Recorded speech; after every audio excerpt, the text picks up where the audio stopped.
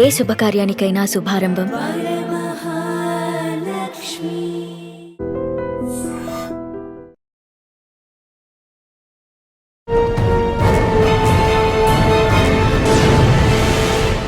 ఈ వారం మన గెస్ట్ మహారాష్ట్రలో పనిచేస్తున్న మరో తెలుగు ఐపీఎస్ ఆఫీసర్. పేరు Sudarshan Mummaka, superintendent of police Chandrapur.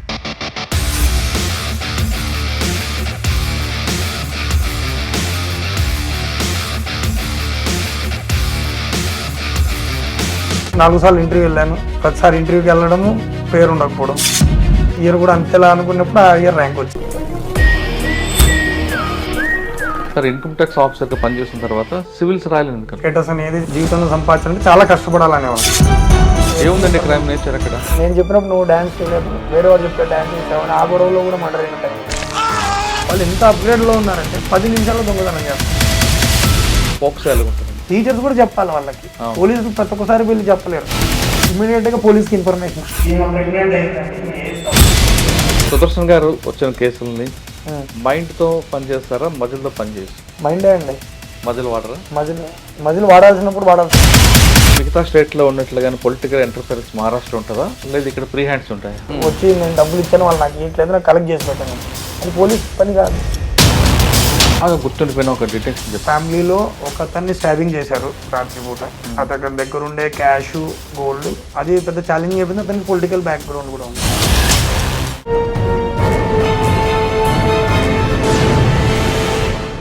Welcome to crime diaries. ఈ వారం మన గెస్ట్ మహారాష్ట్రలో పనిచేస్తున్న మరో తెలుగు ఐపీఎస్ ఆఫీసర్. పేరు Sudarshan Mummaka, superintendent of police Chandrapur. Kadapa జిల్లాకు చెందిన సుదర్శన్ గారు ప్రస్తుతం మహారాష్ట్రలో చంద్రాపూర్ డిస్ట్రిక్ట్లో పనిచేస్తున్నారు. చంద్రాపూర్ రాకముందు గచ్చిరోలితో పాటు మరికొన్ని ప్రాంతాల్లో పనిచేశారు. ఇక్కడికి వచ్చిన తర్వాత ఆయనకు వచ్చిన ఛాలెంజ్ ఎలాగొచ్చాయి, ఆ ఛాలెంజ్ని ఎలా ఓవర్కమ్ చేశారు, ఆయనకున్న గోల్ ఏంటి, ముఖ్యంగా సైబర్ క్రైమ్ మీద అనుకున్న ఫోకస్ ఏంటి అనే విషయాల్ని సార్ నుండి తెలుసుకుందాం. సార్ నమస్తే అండి. నమస్కారం. Sudarshan Mummaka, superintendent of police Chandrapur. మహారాష్ట్రలో చాలామంది ఐపీఎస్ ఆఫీసర్లు కనిపిస్తున్నారు. అందరూ తెలుగు వాళ్ళు దాదాపు 15 మంది కనిపిస్తుంటారు. యావత్మాల్ దగ్గర నుండి చంద్రాపూర్ ఇవన్నీ కూడా మీరే ఉన్నారు. కానీ మహారాష్ట్ర సీఎం గారు కూడా తెలుగు ఆఫీసర్లకే ఎక్కువగా ప్రయారిటీ ఇచ్చినట్లుగా, వాళ్ళు చేసిన పనిని ట్వీట్ చేస్తున్నట్టుగా కనిపిస్తుంది. అంటే మన మీద వాళ్ళకి అంత గుడ్ విల్ ఉందని మనం ఎక్స్పెక్ట్ చేయొచ్చు. సుదర్శన్ ముమ్మాక గారు, కడప జిల్లా చెందిన సుదర్శన్ గారు మహారాష్ట్రకు వచ్చిన తర్వాత ఆ జర్నీ చెప్పండి. ఇక్కడికి వచ్చాక మీకు వచ్చిన ఛాలెంజ్ ఏంటి, ముఖ్యంగా చంద్రాపూర్ డిఫరెంట్ కమ్యూనిటీస్ కనిపిస్తుంటాయి, ఫ్లోటింగ్ ఏరియా ఉంటుంది, క్రైమ్ రేట్ కూడా ఎక్కువ కనిపిస్తుంటుంది. వాటి మీద మీరు ఎలాగ ఫోకస్ చేస్తున్నారు? అన్నిటికన్నా ఇంపార్టెంట్, సాధారణ గ్రీవియన్స్ అనేది వేరే స్టేట్లో కానీ వేరే జిల్లాలో వారానికి ఒకరోజు ఉంటే, సుదర్శన్ ముమ్మాక గారు వారానికి 2 రోజులు పెట్టడం వెనక ఉద్దేశం ఏంటి? ఈ ప్రశ్నలకు సమాధానం చెప్పే ముందు సుదర్శన్ ముమ్మాక గారి కుటుంబం, ఈ జర్నీ ఒకసారి చెప్పండి. నమస్కారం అండి. నా పేరు సుదర్శన్ ముమ్మాక. మాది సొంతూరు కడప జిల్లా. కడప జిల్లాలో చిన్న గ్రామం. గ్రామం నుండి కానీ నాన్న బిఎస్ఎన్ఎల్లో జాబ్ చేయడం వల్ల కడప హెడ్ క్వార్టర్స్లోనే స్కూలింగ్ అయింది, ఇంటర్మీడియట్ అయింది. తర్వాత స్టేట్ ర్యాంకర్ అవ్వడం వల్ల బిట్స్ పిలానీలో మెకానికల్ ఇంజనీరింగ్ అడ్మిషన్ జరిగింది. తర్వాత యాజ్ యూజువల్గా సాఫ్ట్వేర్ జాబ్ చేశాను 2.5 సంవత్సరం.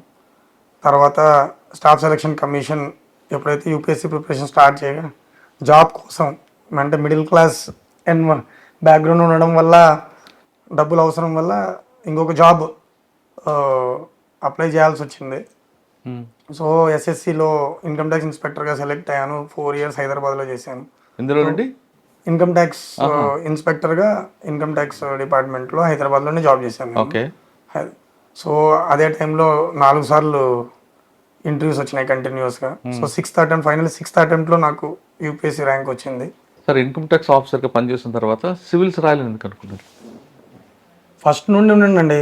బిట్స్ పిల్లాన్లో ఎప్పుడు చేరిన తర్వాత, ఎప్పుడైతే పక్కన మన పీర్ మేట్స్తో కానీ సీనియర్స్తో డిస్కస్ అయినాక ఒకటే అనిపించేది, రెండే అనిపించాయి. ఒకటి పొజిషన్, మొదట సివిల్ సర్వీస్ రాయాలనుకునేది కుటుంబ పరిస్థితులు చూసి, ప్లస్ కంపారిజన్ చూసుకొని మనము ఒక మిడిల్ క్లాస్ నుండి ఒక హైట్కి ఎదగాలంటే ఏం పరిస్థితి అని.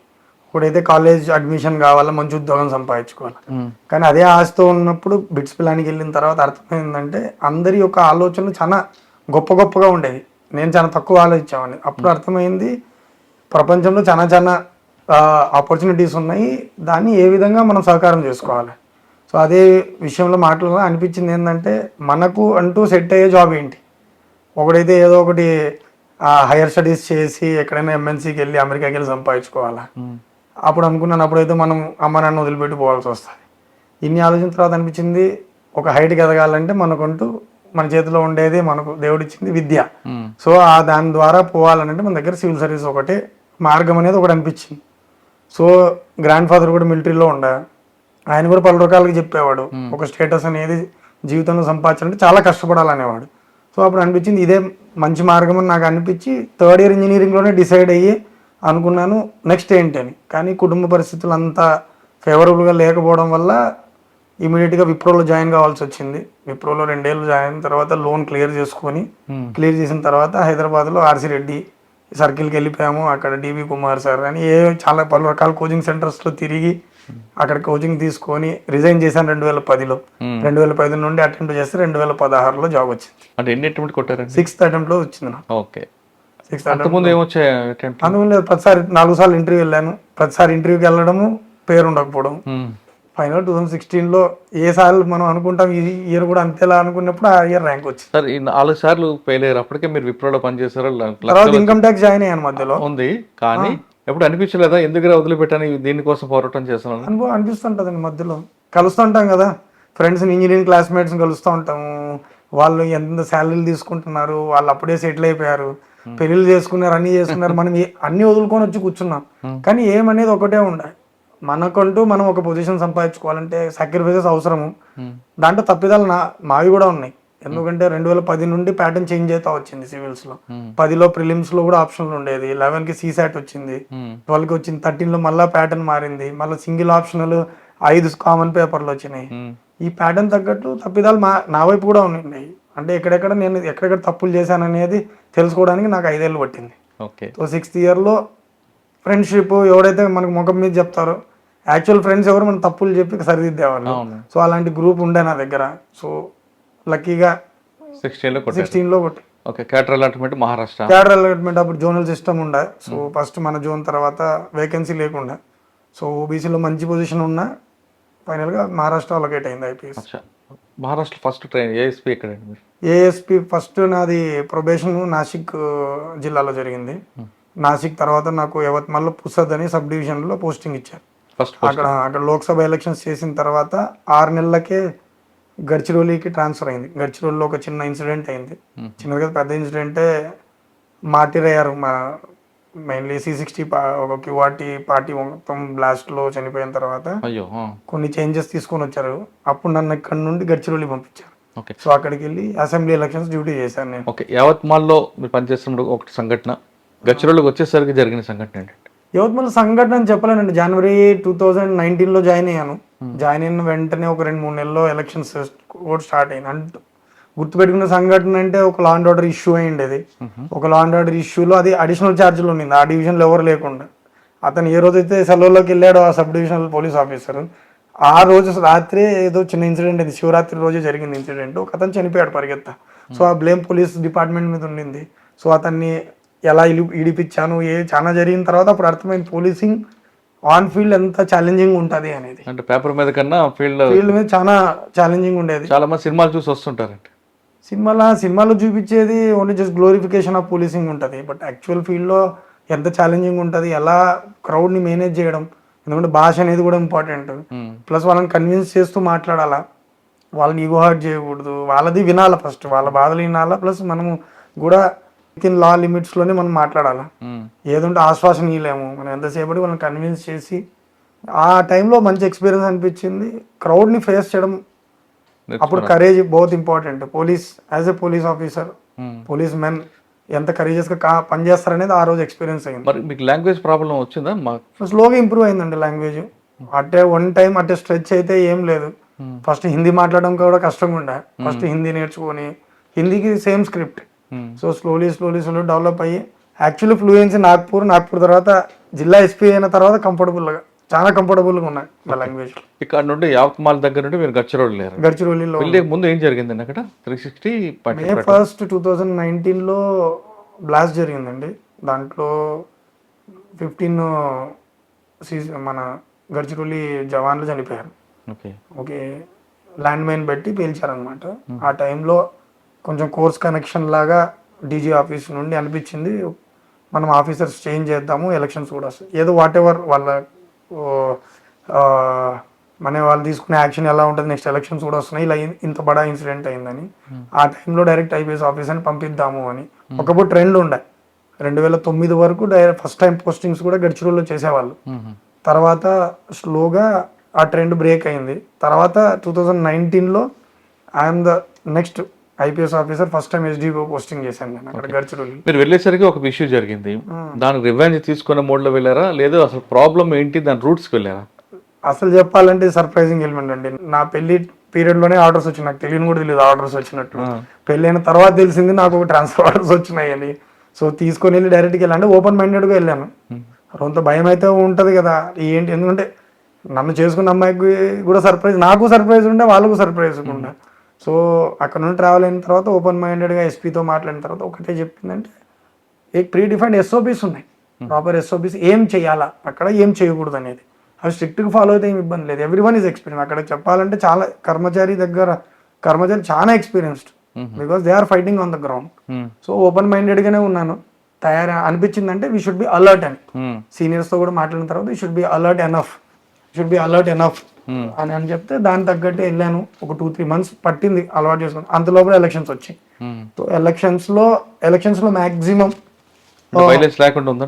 వితౌట్ వైలెన్స్ క్లియర్ అయిందండి. ఆల్మోస్ట్ 930 బూత్స్ ఉండే, దాంట్లో 330 బూత్స్ నావే. I'm responsible for security issues there. So operation ఎలా చేశారంటే, ఆ టాస్క్ ఎలా చేశారు? ప్లానింగ్ అండి, మెయిన్ ఎగ్జిక్యూషన్. ముందు ఆపరేషన్స్ జరిగేవి మొత్తము. We use to go and make sure కి నక్సల్స్ అక్కడ రాకూడదు, ఎక్బార్ ఆపరేషన్ చెక్. ఎందుకంటే ఒకప్పుడు బ్లాస్ట్ కూడా జరిగాయి నా సబ్ డివిజన్ లో. సో దాని తగ్గట్లు విజిట్ చేశాము, సెన్సిటివ్ బూత్స్ కూడా విజిట్ చేశాము.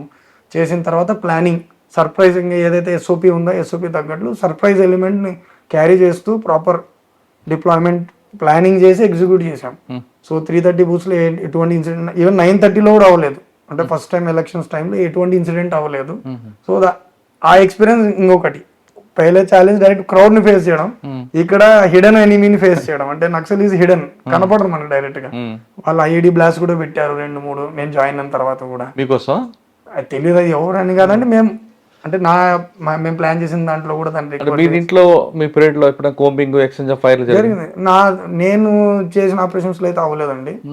ఎక్కువ అంటే నా డివిజన్ లో ఎక్కువ మూవ్మెంట్ తక్కువ, బార్డర్ లో జరుగుతుంటది ఎక్కువ, టువర్డ్స్ ఛత్తీస్గఢ్ బార్డర్ లో ఎక్కువ ఉండేవి నా వరకు. కానీ but we should be on high alert. కానీ మీకు ఒక అబూజ్మాడ బార్డర్ ఒకటి ఉంది, 2-3 విలేజ్ బాగా ఎఫెక్టెడ్ ఉన్నాయి. అది వేరే డివిజన్ కిందకి వస్తుంది, నా డివిజన్ లో లేదు. అది చెప్పాను కదా, అంతా ఛత్తీస్గఢ్ బార్డర్, నాదంతా చంద్రపూర్ బార్డర్. చంద్రపూర్ కొంచెం టువర్డ్స్ ఛత్తీస్గఢ్ వైపు వెళ్తుంది కానీ నాట్ బార్డరింగ్. మూవ్మెంట్ నడుస్తూ ఉంటది, మూవ్మెంట్ వెళ్తూ ఉంటది. అప్పుడు హైలో ఉన్నారు అప్పుడు కూడా జరుగుతుంటే ఆపరేషన్ జరుగుతుంది. ప్లస్ నాకు అడిషనల్ డ్యూటీస్ ఉండేవి. ఏదైనా ఆపరేషన్ జరిగితే, ఏదైనా ఎక్స్చేంజ్ ఆఫ్ ఫైర్ జరిగిన తర్వాత పోస్ట్ ఇన్సిడెంట్స్ జరుగుతాయి. ఏదో పోలీస్ ఫోర్స్ కానీ ఎవరైనా చనిపోయినా ఏదైనా జరిగినా దానికి సంబంధించిన పంచనామాసు అన్ని నోడల్ ఇన్ఛార్జ్ నా దగ్గరే ఉండే. So it was also good experience, ఎలా మనం అన్ని ప్రొసీజర్లు చేయాలి అని. ఎందుకంటే human rights is a biggest issue. ఎందుకంటే హ్యూమన్ రైట్స్ ఆర్గనైజేషన్స్ కూడా క్వశ్చన్ చేస్తారు, సరిగ్గా చేయలేదు, వీళ్ళు కావాలనే చేశారు. అలా కాకుండా ప్రొసీజర్స్ వైలేట్ కాకుండా మా జరిగిన ఆపరేషన్స్ అన్ని లీగల్గా జరిగినాయి అనేదాన్ని ప్రాపర్ డాక్యుమెంటేషన్ చేయడంలో వన్ ఆఫ్ ది రోల్ ఉండేది. కానీ మేజర్ రోల్ మాత్రం C60 పార్టీస్ది. ఎవరైతే కష్టపడ్డారో వాళ్ళకే క్రెడిట్ ఇవ్వాలి. మేము జస్ట్ ఒక లీడర్షిప్ రోల్లో ఉండి వాళ్ళని గైడ్ చేయడం, సూపర్వైజ్ చేయడం వరకే. ఫీల్డ్లో ఎగ్జిక్యూట్ మ్యాక్సిమం వాళ్ళే చేసేవాళ్ళు. ప్లస్ నా పైన అడిషనల్ ఎస్పీ ఆపరేషన్స్ వీళ్ళందరూ చూసుకునేవాళ్ళు. నాది ఓన్లీ ఒక సబ్ డివిజన్కే, మిగతా వాళ్ళందరూ they use to Rome around entire district. Gadchiroli తర్వాత నేను అడిషనల్ ఎస్పీ ప్రమోషన్ మీద పర్బనీకి వెళ్ళాను. అది మరాఠవాడ ఏరియాకి వెళ్ళాను, తోడ బ్యాక్వర్డ్ ఏరియా అది. అక్కడ అలాగ ఈక్వేషన్స్ ఉన్నాయి. అడ్మినిస్ట్రేషన్ అంటే క్రైమ్ ఇన్ఛార్జ్ అక్కడ అడిషనల్ ఎస్పీగా. అప్పుడు కరోనా పీరియడ్ ఉండ, కరోనా స్టార్ట్ అయింది గడ్చిరోలి ఎండ్లో 2020 మార్చ్. పర్బనీలో కూడా జరిగింది, సెకండ్ ఫేజ్ వచ్చింది. అప్పుడు welfare of the men was crucial thing and welfare of public కూడా. ఎందుకంటే స్ప్రెడ్ కాకుండా ఉండాలని ఏవైతే మేము బందోబస్తు చేస్తున్నామో దాన్ని కూడా కేర్ఫుల్గా ఇంప్లిమెంట్ చేయాలా. అప్పుడప్పుడు హాస్పిటల్లో ఆక్సిజన్ సరిగ్గా లేకపోవడం వల్ల కొన్ని ఇష్యూస్ జరిగేవి. సో అవన్నీ ఆ ఎమర్జెన్సీని ఎలా హ్యాండిల్ చేసాము, క్రైమ్ని ఎలా కంట్రోల్ చేసాము. ఏముందండి క్రైమ్ నేచర్ అక్కడ? క్రైమ్ నేచర్ నార్మల్ క్రైమ్ అండి, అది కొంచెం కమ్యూనలీ సెన్సిటివ్ జిల్లా. కమ్యూనలీ కొంచెం సెన్సిటివ్ ఉండే, కాస్ట్ ఈక్వేషన్స్ కొంచెం కమ్యూనల్ ఉండేవి. సో దాన్ని హ్యాండిల్ చేయడానికి కొంచెం ఛాలెంజింగ్, కానీ అది ఇంకొక డిఫరెంట్ ఎక్స్పీరియన్స్. సో ఎక్కడ పోయినా నాకు కొత్త కొత్త ఛాలెంజెస్ తో నేర్చుకున్నా. అంటే it add to my service అనమాట. అంటే అలగ్ ఛాలెంజెస్ ని ఫేస్ చేయడం ఎలా అనేది మీకు మంచి ఎక్స్పీరియన్స్ వచ్చింది. తర్వాత నాగ్పూర్ డీసీపీ, అక్కడ నుండి నాగ్పూర్ డీసీపీగా వెళ్ళాను. నాగ్పూర్ డీసీపీ క్రైమ్ గా చేశాను నేను. నాగ్పూర్ డీసీపీలో క్రైమ్ బ్రాంచ్ ఇన్ఛార్జ్ చేశారు. అక్టోబర్ నుండి నెక్స్ట్ ఫిబ్రవరి, ఆల్మోస్ట్ 1.5 years ఉన్నానండి అక్కడ. చంద్రపూర్ ఎస్పీ ప్రమోషన్ కి. పెండింగ్ కేసులు ఉంటాయండి అక్కడ? యూఏ కేసులు ఎన్ని ఉంటాయి ఇక్కడ? చాలా, అంటే నాగ్పూర్ ఇస్ ఛాలెంజింగ్ ప్లేస్ అండి. కొంచెం క్రైమ్ ఎక్కువ, బాడీ అఫెన్సెస్ ఎక్కువ. ఎందుకంటే అది బార్డరింగ్ మధ్యప్రదేశ్, రైల్వే జంక్షన్ ఉండడం వల్ల కొంచెం కాస్మోపాలిటన్ నేచర్ కూడా ఎక్కువ నాగ్పూర్లో. కానీ ఎక్కువ బాడీ అఫెన్సెస్, అంటే చంపుకోవడాలు ఇవన్నీ ఎక్కువ ఉన్నాయి. ఎందుకంటే రీజన్ కల్చరల్ గా కూడా అట్లే ఉండేది. అగ్రెసివ్, కొంతమంది లేబర్స్ ఎక్కువ వస్తారు, చాలా బయట నుండి వచ్చే వాళ్ళు ఉంటారు, జంక్షన్స్ దగ్గర ఉంటాయి, ఎప్పటి నుండి అదే నడుస్తుంది. బాడీ అఫెన్సెస్ చాలా ఎక్కువ అక్కడ. సో అగ్రెసివ్ నేచర్, క్రైమ్ అంటే లేదంటే సెన్సిటివ్ మ్యాటర్లో మర్డర్ చేస్తారు. సెన్సిటివ్ మ్యాటర్లు, చిన్న చిన్న కారణాలకు కూడా క్షణికావేశమే. అంటే రివెంజ్ఫుల్ కూడా ఉంటాయి, కానీ ఎక్కువ ఇన్స్టంటేనియస్. ఆ టైంలో నేను చెప్పినప్పుడు నువ్వు డాన్స్ చేయలేదు, వేరే వాడు చెప్తే డాన్స్ చేసావని ఆ గొడవలో కూడా మర్డర్ అయిన టైంలో ఉన్నాయి. అంటే వినడానికి మనకు హాస్యంగా ఉండొచ్చు, కానీ అలాంటి కారణాలకు కూడా మర్డర్ అయినాయి. అంటే ఇమీడియట్ గా అగ్రెసివ్ అయిపోతారు. ప్లస్ ఎక్కడ నుండో క్రిమినల్ ఎలిమెంట్స్ ఉండేవే అప్పుడు. ఇప్పుడు చాలా కంట్రోల్ ఉంది కంపారిటివ్గా చూస్తే. గ్యాంగ్స్ మీద మోకా అప్లై చేయడం కానీ, ఎంపీడీఏ అని ప్రివెంటివ్ డిటెన్షన్ చేయడం కానీ చాలా యాక్షన్స్ తీసుకున్నాం. దానివల్ల చాలా కంట్రోల్లో ఉంది ఇప్పుడు నాగ్పూర్లో కూడా క్రైమ్. ఓకే, ప్రాపర్టీ రికవర్ ఎలా ఉంటుంది అక్కడ? చెప్పానండి, ఛాలెంజింగ్, ఇట్స్ ఏ ఛాలెంజింగ్ అండి ప్రాపర్టీ రికవరీ అనే సబ్జెక్టు. ఒకటి, రిపోర్టింగ్ డిలే కావడం కూడా మాకు చాలా ఛాలెంజింగ్ అయిపోతుంది. ఏమైపోతుంది, చాలామంది ఊర్లోకి వెళ్ళిపోతారు. ఊళ్ళోకి వెళ్ళిపోయిన తర్వాత 10 రోజులకు 15 రోజుల తర్వాత తెలుస్తుంది ఎప్పుడు దొంగతనం అయిందో కూడా తెలియదు. అదొకటి పెద్ద ఛాలెంజింగ్. ఎందుకంటే వాళ్ళకి ప్లస్ దొంగతనం అయినా కూడా 2-3 రోజులు చెప్పని కూడా చెప్పారు వీళ్ళు. 4-5 రోజుల తర్వాత వచ్చి ఎందుకు చెప్తారు, వాళ్ళకి అదొక స్టిగ్మా లాగా అనిపిస్తుంది. ప్లస్ అడుగుతారు, మేమే వెతకడం స్టార్ట్ చేసాము, పోలీస్ స్టేషన్కి వచ్చి ఎందుకు ఆ మనస్థితి స్లోగా మారుతుంది. ఇప్పుడు ఇమీడియట్గా మనం అదే చెప్తాం, ఎప్పుడైనా ఇమీడియట్గా రిపోర్ట్ చేయండి. ఇప్పుడు డయల్ 112 వచ్చిన తర్వాత చాలా రిపోర్టింగ్ పెరిగింది మాకు. మేము రిక్వెస్ట్ చేసేది కూడా అదే, ఏదైనా ఒక ఇన్సిడెంట్ జరిగితే ఇమీడియట్గా రిపోర్టింగ్ అయితే we can immediately react and respond. ఆ రెస్పాన్స్ టైం మాకు డిలే అయిపోయింది అనుకోండి, అవతల అక్యూజ్డ్కి చాలా టైం దొరుకుతుంది పారిపోవడానికి. ఎందుకంటే ఇప్పుడు ఒకప్పుడులాగా లేదు, ఇప్పుడు మోడ్స్ ఆఫ్ ట్రాన్స్పోర్ట్స్ ఉన్నాయి. ప్లస్ మేము ఒకవేళ పట్టుకున్నా, మా దగ్గర డిటెక్షన్ వచ్చాము బాగా చేసినా కూడా రికవరీ అనేది ఛాలెంజింగ్ అయిపోయింది. ఇప్పుడు మీ డిస్కషన్లో ఉన్నప్పుడు క్యాష్ గురించి మాట్లాడు, క్యాష్ డిస్పోజ్ అయిపోతుంది, క్యాష్ రికవర్ చేయడం కష్టం అయిపోయింది. ఏదైనా గోల్డ్ ఇలాంటివి ఉంటే we're trying our level best, చాలా వరకు రికవర్ చేస్తున్నాం. కానీ ఈ delay and reporting at the same time మాకు కూడా ఎలా అయిపోయిందంటే ఛాలెంజింగ్. ఇది కనెక్టివిటీ అనేది, అంటే కనెక్టివిటీ ఇంత ఈజీ అయిన తర్వాత ఈజీగా పారిపోవడానికి వాళ్ళకి వీలుగా ఉంది. ఇప్పుడు మాకు రీసెంట్గా ఏటీఎంది ఒకటి జరిగింది, 10 లక్షల దాకా వెళ్ళిపోయింది. మాకు 11 రోజుల్లోనే మేము డిటెక్ట్ చేయగలిగాం. అంటే ఎలా అంటే ఈవెన్ ఎవరైతే అక్యూజ్డ్ ఉన్నారో వీళ్ళు కూడా చాలా అప్గ్రేడ్ అయిపోతున్నారు. అవును, ఎంత అప్గ్రేడ్ అవుతున్నారంటే వీళ్ళకు తెలుసు పోలీసు వాళ్ళు ఎలా ఇన్వెస్టిగేట్ చేస్తున్నారని. ఒక్క టోల్ నాకా యూజ్ చేయలేదు. మాకు రివర్స్ ఫార్వర్డ్ 2 లింకేజెస్కి టీములు పంపించి అన్నీ చేస్తే ఫైనల్గా తెలంగాణలో ఒక ఏరియాలో పెట్రోల్ పంపులో ఫుటేజ్ దొరికింది మాకు. అంటే దే ఆర్ వెరీ కేర్ఫుల్. అంటే డిటెక్షన్ నుండి తప్పించుకోవడానికి వాళ్ళు చేసే పనులు ఇవన్నీ. అంటే మీరు ఇక్కడ నుండి తెలంగాణ వరకు వెనకాల బ్యాక్వర్డ్ వెళ్ళాం. అంటే జరిగిన ఇన్సిడెంట్ దగ్గర నుండి వీళ్ళు ఈ ఇన్సిడెంట్కి ఎలా వచ్చారు, ఏ మోడ్ ఆఫ్ ట్రాన్స్పోర్ట్ తెలిసిపోయింది, వెహికల్లో వచ్చారు. కానీ వెహికల్ క్యాప్చర్ చేయడానికి టోల్ నాకోనో ఎక్కడో మాకు కూడా ఏదో ఒక రకంగా హెల్ప్ కావాలి. వెళ్ళేటప్పుడు కూడా ఒక టోల్ నాకా నుండి వెళ్ళాలి. But they have reached Haryana Rajasthan border. ఒక టీం ముందరికి వెళ్ళింది చేస్తా, ఇంకొక టీం వీళ్ళు ఇక్కడి వరకు ఎట్లా వచ్చారు అని. వాళ్ళు ఇక్కడే 3-4 చక్కర్లు ఇంకో జిల్లా నుండి ఇంకో జిల్లా, ఫైనల్గా మేము తెలంగాణలో వాళ్ళని ట్రేస్ చేయగలిగాం. ఎక్కడ తెలంగాణలో? తెలంగాణ జిల్లా పేరు గుర్తులేదు, చెన్నూరు కుస్తో ఆ బార్డర్లోనే ఒక పెట్రోల్ పంపులో పొద్దున్న సాయంత్రం చెక్ చేసి అక్కడే ఉన్నారు. తర్వాత తెలిసింది వాళ్ళు అక్కడ హాల్ట్ చేశారని 1 వీక్ 10 days. అక్కడ ఏదో వాళ్ళకి సంబంధించిన వాళ్ళు అక్కడ పని చేస్తారు ఏంటంటే అట్లా ఐడెంటిఫై చేస్తే 13 రోజుల్లో మేము దాన్ని డిటెక్ట్ చేసాం. కానీ వచ్చింది హర్యానా నుండి. హర్యానా నుండి, బాపరే బాప. రాజస్థాన్ బార్డర్ నుండి వచ్చారు. మీ వాళ్ళకి మెచ్చుకోవాలంటే ఓపిక, అంత దూరం ఓపిక చేయాల్సి వస్తుంది కదా, ఇట్స్ అవర్ డ్యూటీ. మేము అనేది ఛాలెంజింగ్ తీసుకుంటాం. ఇది ఓన్లీ ఏటీఎం గురించే కాదు, ఈవెన్ హౌస్ బ్రేకింగ్ కేసెస్ కూడా అవుతాయి, ఇంట్లో దొంగతనాలు జరుగుతూ ఉంటాయి. జరిగినప్పుడు కూడా మేము జరిగేది మాకు కూడా ఒకప్పుడులా కంటే ఇప్పుడు ఛాలెంజింగ్ ఎట్లా అయిపోయిందని అంటే దే ఆర్ వెరీ స్మార్ట్. అది ఒక challenge plus reporting. So we want to break this. So prevention చేయడానికే మేము ఈ స్మార్ట్ సిస్టమ్ తీసుకుని వచ్చాం, పెట్రోలింగ్ సిస్టమ్స్. ఎన్షూర్ చేస్తున్నాము. మా వాళ్ళందరూ మ్యాక్సిమం ఏరియాస్, సెన్సిటివ్ ఏరియాస్ రాత్రిపూట పెట్రోలింగ్ కంపల్సరీ చేయాలా, అక్కడికి వెళ్ళి విజిట్ చేయాలా. ఇప్పుడు సిస్టమ్ ఎట్లా అంటే ఊరికే వెహికల్ పంపించడానికి లేదు, ఆఫీసర్స్ వెళ్ళాలా, అక్కడికి వెళ్ళి ఫోటో తీసుకుంటేనే అటెండెన్స్ పడుతుంది. లేకపోతే దే ఆర్ అంటే పెట్రోలింగ్ సరిగ్గా జరగట్లేదు అనేది ఆ మానిటరింగ్ కూడా చేస్తున్నాం మనం. సార్ మీరు ఇప్పుడు ఏటీఎంకి వెళ్ళారు కదా, అవును, అందులో మొత్తం క్యాష్ అంతా రికవర్ అయిందా, ఖర్చు పెట్టేశారు? లేదు, ఇప్పుడు మేము పట్టుకున్న అతను మిగతా వాళ్ళు పారిపోయారు. ఇప్పుడు ఒక్కరిని పట్టుకుని ఒక నెల అదే చెప్తున్నాను కదా, ఇది ఒక ఛాలెంజింగ్. మొత్తం వాళ్ళ దాంట్లో 5 మంది ఉంటే ఒకరే దొరికారు. ఆ ఒకరు ఇక్కడ దొరికాడు మాకు, అక్కడ ఊరికి పోయేదారు, ఊరి నుండి వెళ్ళిపోయారు. అంటే అదే రికవర్ జీరో. కానీ వెనకలు పడ్డాం. ఇప్పుడు అన్ని లిస్ట్ వచ్చింది, అన్ని వచ్చింది. ఎగ్జాంపుల్ చెప్పాల్సింది ఏంటంటే first accused identification was a challenge for us. ఎందుకంటే they have been very smart. వాళ్ళు ఎంత అప్గ్రేడ్లో ఉన్నారంటే 10 నిమిషాల్లో దొంగతనం చేస్తున్నారు. ఒకప్పుడు ఏటీఎం పవర్ కూడా ఎంత టైం తీసుకున్నారు, 2 నిమిషాలు 2-3 నిమిషాలు వస్తున్నారు, ఫటాఫట్ చేసి వెళ్ళిపోతున్నారు.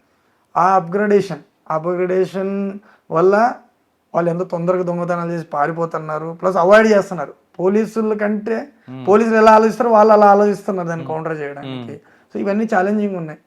ఇప్పుడు కొన్ని స్టేట్లో బాడీ అఫెన్స్ కానీ కాకుండా ప్రాపర్టీ అఫెన్స్ జరిగింది అనుకుంటే, అది వేరే స్టేట్లు ఉన్నారు, దొంగ దొరికాడు. దొంగ దొరికిన తర్వాత ఆయన తీసుకొస్తారు, తీసుకురాగానే చెప్పడు, రికవరీ ఇవ్వనప్పుడు కొంచెం ఇల్లీగల్ డిటైన్ చేసి రికవరీ చేసుకొచ్చి తర్వాత అరెస్ట్ చూపిస్తుంటారు. కానీ మహారాష్ట్రలో ఆ విధంగా చేయరు, తీసుకొచ్చిన తర్వాత 24 గంటలు రిమైండ్ అంటున్నారు. కానీ రికవరీ కాదు. ఇక్కడ విక్టిమ్కి ఏం బెనిఫిట్ ఉంటుందండి? చూడండి, ఇప్పుడు వేరే స్టేట్లో అయితే అరెస్ట్లో కాదు, నాకు కావాల్సింది నా ప్రాపర్టీ కావాలంటాడు. కరెక్ట్ అండి. ఇప్పుడు ఫైనల్గా వీఆర్ లా ఎగ్జిక్యూట్ చేసేవాళ్ళం అండి. ఏదైతే లా ఎగ్జిక్యూట్ చేస్తున్నామో దాన్ని మేము క్రాస్ చేయం. We're very proud to say, చాలా వరకు ఇప్పటి వరకు వీ నెవర్ క్రాస్ లా. మీరు అన్నారని ఇల్లీగల్ డిటెన్షన్ అనే కాన్సెప్ట్ ఉంది చూసారా, అంటే తెలియకుండా మీరు అన్నట్టు రికవర్ చేయడానికి కొన్నాళ్ళు అట్లా చేయడం అనేది మాక్సిమం వి అవాయిడ్ అండి. ఎందుకంటే క్లియర్ గైడ్ లైన్స్ ఉన్నాయి మాకు. You try to do it in a legal frame work only. కానీ కరెక్టే, కానీ విక్టిమ్ బెనిఫిట్ ఉండదు కదా. విక్టిమ్ అదే చెప్పాను కదా, రికవరీ అనే పర్సంటేజ్ కి ఛాలెంజెస్ ఎక్కడెక్కడ మొదలైనాయి, దాంట్లో ఒకటి రికవరీ కూడా. ఫస్ట్ అక్యూజ్డ్ అనేవాడు ఇంత స్మార్ట్గా ఉన్నప్పుడు అక్యూజ్డ్ కూడా లాలో లూపోల్స్ తెలుసు, అతనికి తెలుసు, వాడికి రైట్స్ ఉంటాయి, అన్ని రైట్స్ ఉన్నాయి. మీకు కూడా తెలుసు, ఒక దెబ్బ తగలకపోతే ఎవడు చెప్పడు. ఇప్పుడు ఏదైనా చెయ్యి ఎత్తి దెబ్బ కొట్టినా డైరెక్ట్ కోర్టులు చెప్తాడు, దేవో మ్యాన్ హ్యాండిల్డ్ మీ అని. సో హ్యూమన్ రైట్స్ వైలేషన్ వస్తుంది. సో ఇవన్నీ మేము ఈ ఫ్రేమ్వర్క్లో ఉండి రికవర్ చేయాలంటే it has been a challenge for us. ఓ ఛాలెంజ్ని అధిగమించి మా రకంగా మా టాక్టిక్స్లో టెక్నికల్గా వాడు ఎవరైనా అప్రూవ్ చేయడు, ఎందుకంటే వాళ్ళది కూడా అనాలిసిస్ చేస్తాము మొబైల్లో. సో టెక్నికల్ డేటా ఎంతవరకు ఉందో దానికి తగ్గట్లు మేము we're able to recover it. But the percentage needs to be increased. ఎందుకంటే డబ్బు ఎవరిది పోయిందో వాడికే నొప్పి ఎక్కువ ఉంటుంది. సో వాళ్ళకి ఆబ్వియస్గా వచ్చి అడుగుతారు, మరి నాకు డబ్బులు కావాలరా బాబు, వాడు అక్యూజ్డ్ ఏమైనా చేసుకోండి, నాకు సంబంధం లేదు, నాకు పోయిన ప్రాపర్టీ నాకు ఇవ్వండి, మేము కష్టపడి ఇంతకాలం. కరెక్ట్, వాడిని అరెస్ట్ కూడా చేయొద్దు, డబ్బులు ఇప్పించాలంటే అంటారు. అది ఉందండి, అది ఆ గ్యాప్ని ప్రూవ్ చేయడానికి మా ప్రయత్నాలు అయితే జరుగుతున్నాయి. కానీ ఇల్లీగల్గా చేయరు. ఇల్లు లేదండి, పక్క ప్రొఫెషనల్. ఎందుకంటే సిచ్యువేషన్ అలా లేదు. మీరు కూడా చూసారు, ఏదైనా వైలేట్ జరిగినా ఎన్కౌంటర్స్, ఫేక్ ఎన్కౌంటర్స్ చూసారు. ఇప్పుడు ఏదైతే judicial commission, no one will come for protection. మీరు అనవసరంగా లేదు, నో, నెవర్ డూ దట్. జో లీగల్ ఫ్రేమ్వర్క్ ఏదైతే ఫ్రేమ్వర్క్లో ఉందో అదే ఫ్రేమ్వర్క్ ఫాలో కండి, రిజల్ట్స్ వస్తాయండి. కానీ కొంచెం లేట్ అవ్వచ్చు, కొంతమందికి న్యాయం దొరకవచ్చు ఇమీడియట్లీ. బట్ దానికోసం సెట్ ఆఫ్ సిస్టమ్స్ మారుతూ ఉంటాయి. అంటే మేము చేసే ప్రొసీజర్స్ మారచ్చు, కానీ with in legal framework.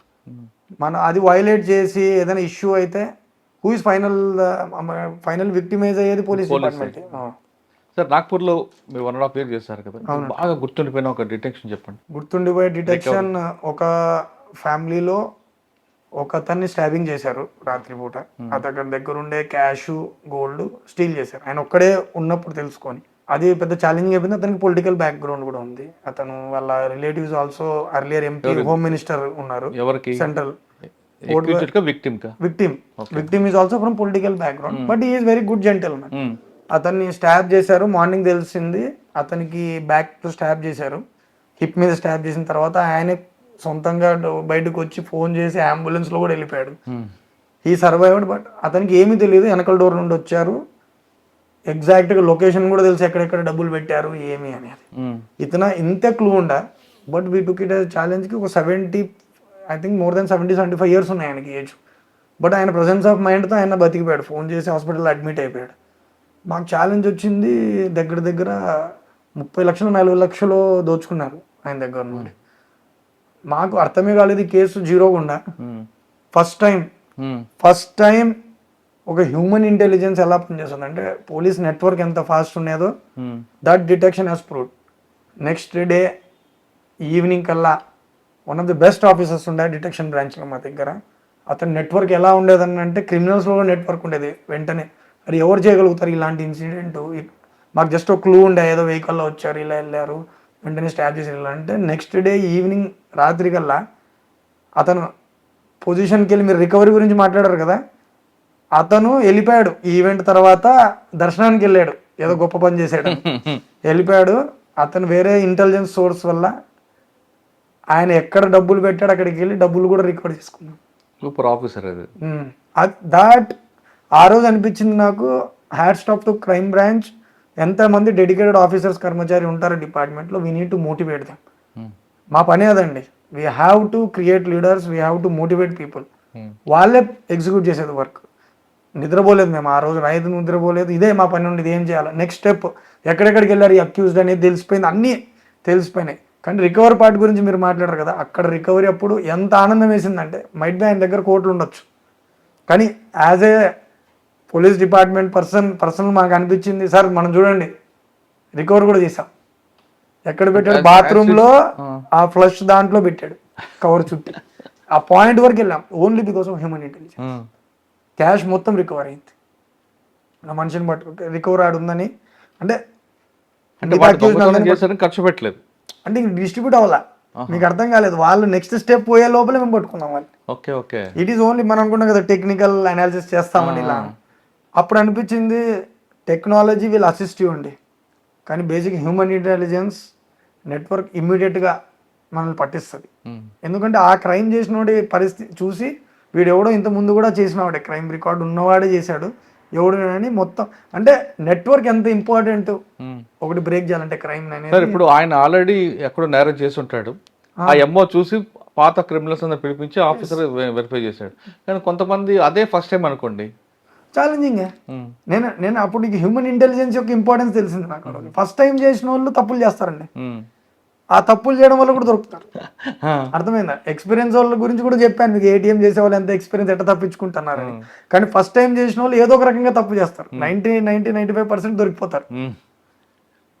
Experience వాళ్ళు ఏంటి, తప్పించుకోవడానికి మార్గాలు తెలుసు, కానీ వాళ్ళు ఏదో ఒక క్లూ, ఏదో ఒక నెట్వర్క్ ఉంటుంది కదా, ఏదో ఒకటి ఉంటుంది, ఏదో ఒక మార్క్ మనకు వదిలిపెట్టి వెళ్ళిపోతుంది. ఆఫీసర్ ఇంట్రెస్ట్ బట్టి ఉంటుంది. ఇంట్రెస్ట్. ఇప్పుడు చెప్పారు నా టీం బాగుండా, ఐ డెడికేట్ ఏదైనా మంచి పేరు అంటే చెప్తారు, ఆ టైంలో బాగుంది అని అంటారు పేరులో, కానీ I dedicate entire to my team. ఎందుకంటే వాళ్ళు ఎంత కష్టపడ్డారు ఏమనేది నేను ఒక్కనే చూశాను. I have been participate. వాళ్ళు చేసేంత వరకు వాళ్ళతో పాటే ట్రావెల్ చేశాను. But outstanding. అదొకటి స్పెషల్ కేస్. అప్పుడు అనిపించింది డెడికేటెడ్గా పని చేస్తే ఏ రిజల్ట్ అయినా వస్తుంది. మీరు అన్నట్టు రికవరీ అది కూడా అవుతుందండి. Dedication important, duty, devotion. Sir ఆ టీంని మీరు ఏ విధంగా వాళ్ళకి మోటివేషన్? అప్పుడు మోటివేషన్ ఆల్రెడీ వాళ్ళకు ఇంటర్నల్ గా పనొచ్చు బాగా. ఇట్ ఈస్ మోర్ అబౌట్ ఏంటంటే రెగ్యులర్ రివార్డ్స్ ఇవ్వడం. ఏది చిన్న పని చేసినా అప్రిషియేట్ చేయాలా. మాకు రెగ్యులర్ మీటింగ్ జరిగినప్పుడు చెప్పాలి ఎంత బాగా పని చేశారు. It is about briefing, debriefing లో కూడా చెప్పడం, ఎక్కడ తప్పులు జరిగినాయి ఇది మనం చేసుకోవాలా. ఏదైనా చిన్న చిన్న తప్పులు జరుగుతా ఉంటాయి, ఇంటెన్షన్ బోనఫైడా మ్యాలఫైడ్ ఇంటెన్షన్స్ అవి కూడా చూసుకోవాలి. కొంతమంది దాన్ని కూడా మిస్యూజ్ చేసే వాళ్ళు ఉన్నారు. సో యాజ్ ఏ ఇన్ఛార్జ్ నువ్వు వాళ్ళని చక్కనైన మార్గంలో పెట్టడంలో యూ షుడ్ బి అంటే reward system, punishment and rewards కూడా ఇస్తా ఉండాలా, పద్మాషి వాళ్ళని తరిమేయాలి, లేకపోతే మూల వెళ్ళదు. నాగ్పూర్ తర్వాత అండి, నాగపూర్ తర్వాత చంద్రపూర్ వచ్చానండి. లాస్ట్ ఫిబ్రవరి 2024లో జాయిన్ అయ్యాను. ఫస్ట్ ఫిబ్రవరి జాయిన్ అయిన వెంటనే ఎలక్షన్స్ మాహోల్ స్టార్ట్ అయిపోయింది. సో చాలా టఫ్గా అనిపించింది. ఇమీడియట్గా first visit in Maharashtra, prime minister గారి విజిట్ ఉండే, ప్రధానమంత్రి గారి విజిట్. ఎంత ఛాలెంజింగ్ ఉందంటే ఇక్కడ అంత పెద్ద గ్రౌండ్ లేదు. ఇప్పుడు ఏమవుతుంది, మినిస్టర్ వస్తున్నారు, ఈవెంట్ నడుస్తుంది అంటే ఎట్లుంటుంది. ఫైనల్గా అది ఎలా అయిపోయిందని అంటే అన్ని ఎవాల్యుయేషన్ పోలీసు వాళ్ళే చేశారు. అది గ్రౌండ్ చూపడం కలెక్టర్ కదండి. కలెక్టర్ అంటే వాళ్ళే, ఇప్పుడు అది కోడ్ వచ్చిన తర్వాత ఎవరు చేయలేరు. మేమేంటి సెక్యూరిటీ పాయింట్ ఆఫ్ వ్యూలో కూడా మేము గ్రౌండ్ ఓకే చేయాలి కదా.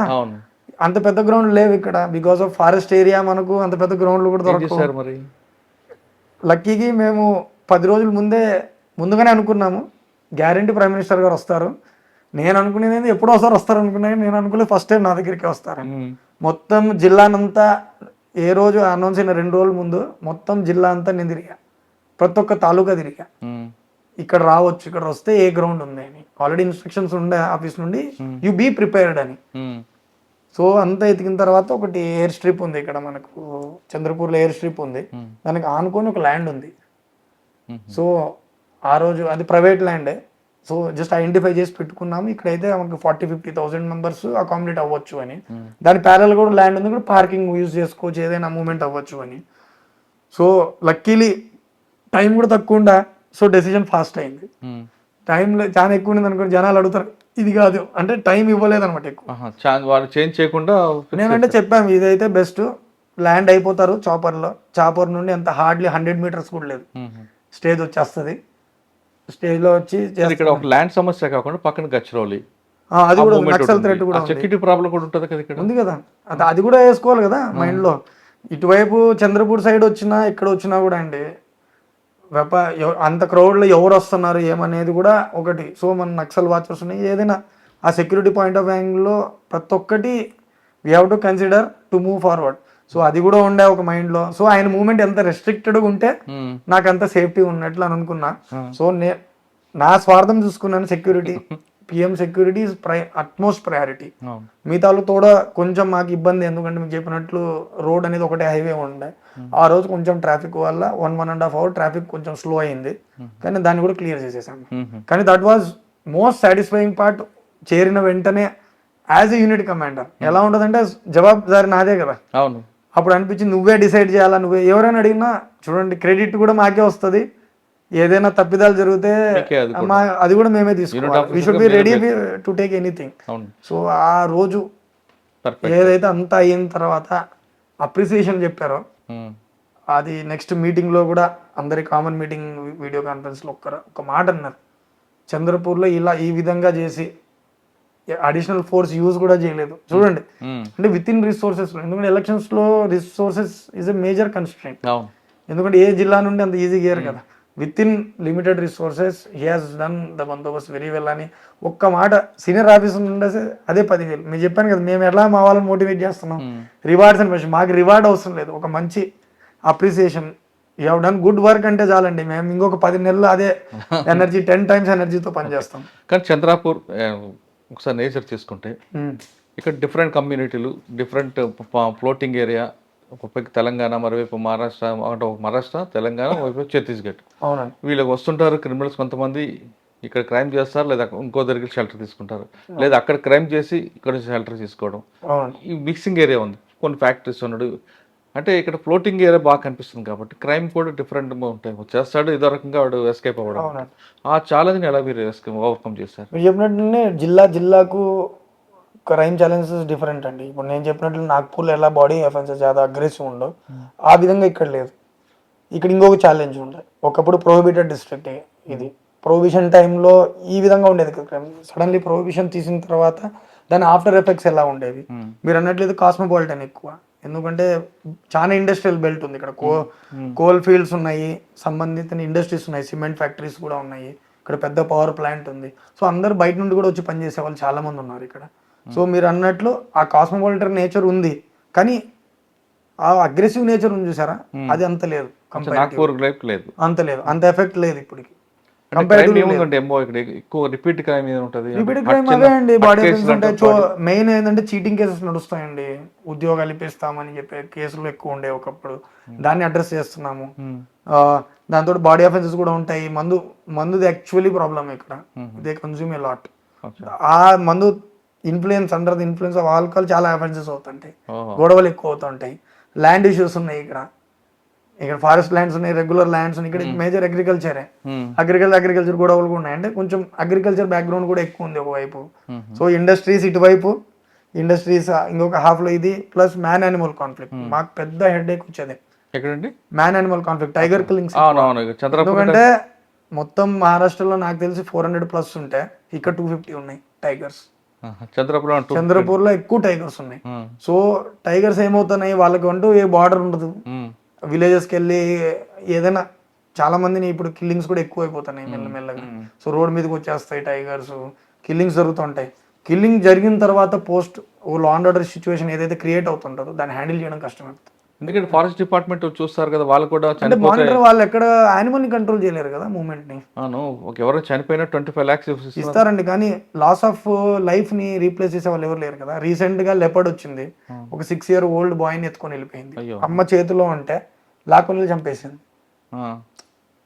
వాళ్ళ ఫీలింగ్ ఎట్లుంటది విలేజ్ లో? వాళ్ళు ఇప్పుడు వాళ్ళ హైలీ ఎమోషనల్ అండి, లాస్ ఆఫ్ లైఫ్ వాళ్ళది, పెయిన్ వాళ్ళది. వాళ్ళకి ఎట్లుంటది, ఇక్కడ మాకు కంచే. ఆబ్వియస్గా వాళ్ళకి ఏమనిపిస్తుంది, అరే డిపార్ట్మెంట్ తప్పు అని ఫస్ట్ డిపార్ట్మెంట్ని కదా టార్గెట్ చేసేది. వాళ్ళ మాట వినే సిచ్యువేషన్లో లేరు. డబ్బులు అనేది ఏంటంటే జస్ట్ ఒక కంటి తుడుపు చర్య నాకు తెలిసినంత. బట్ లాస్ ఆఫ్ లైఫ్ని మళ్ళీ వెనక్కిలేం కదా.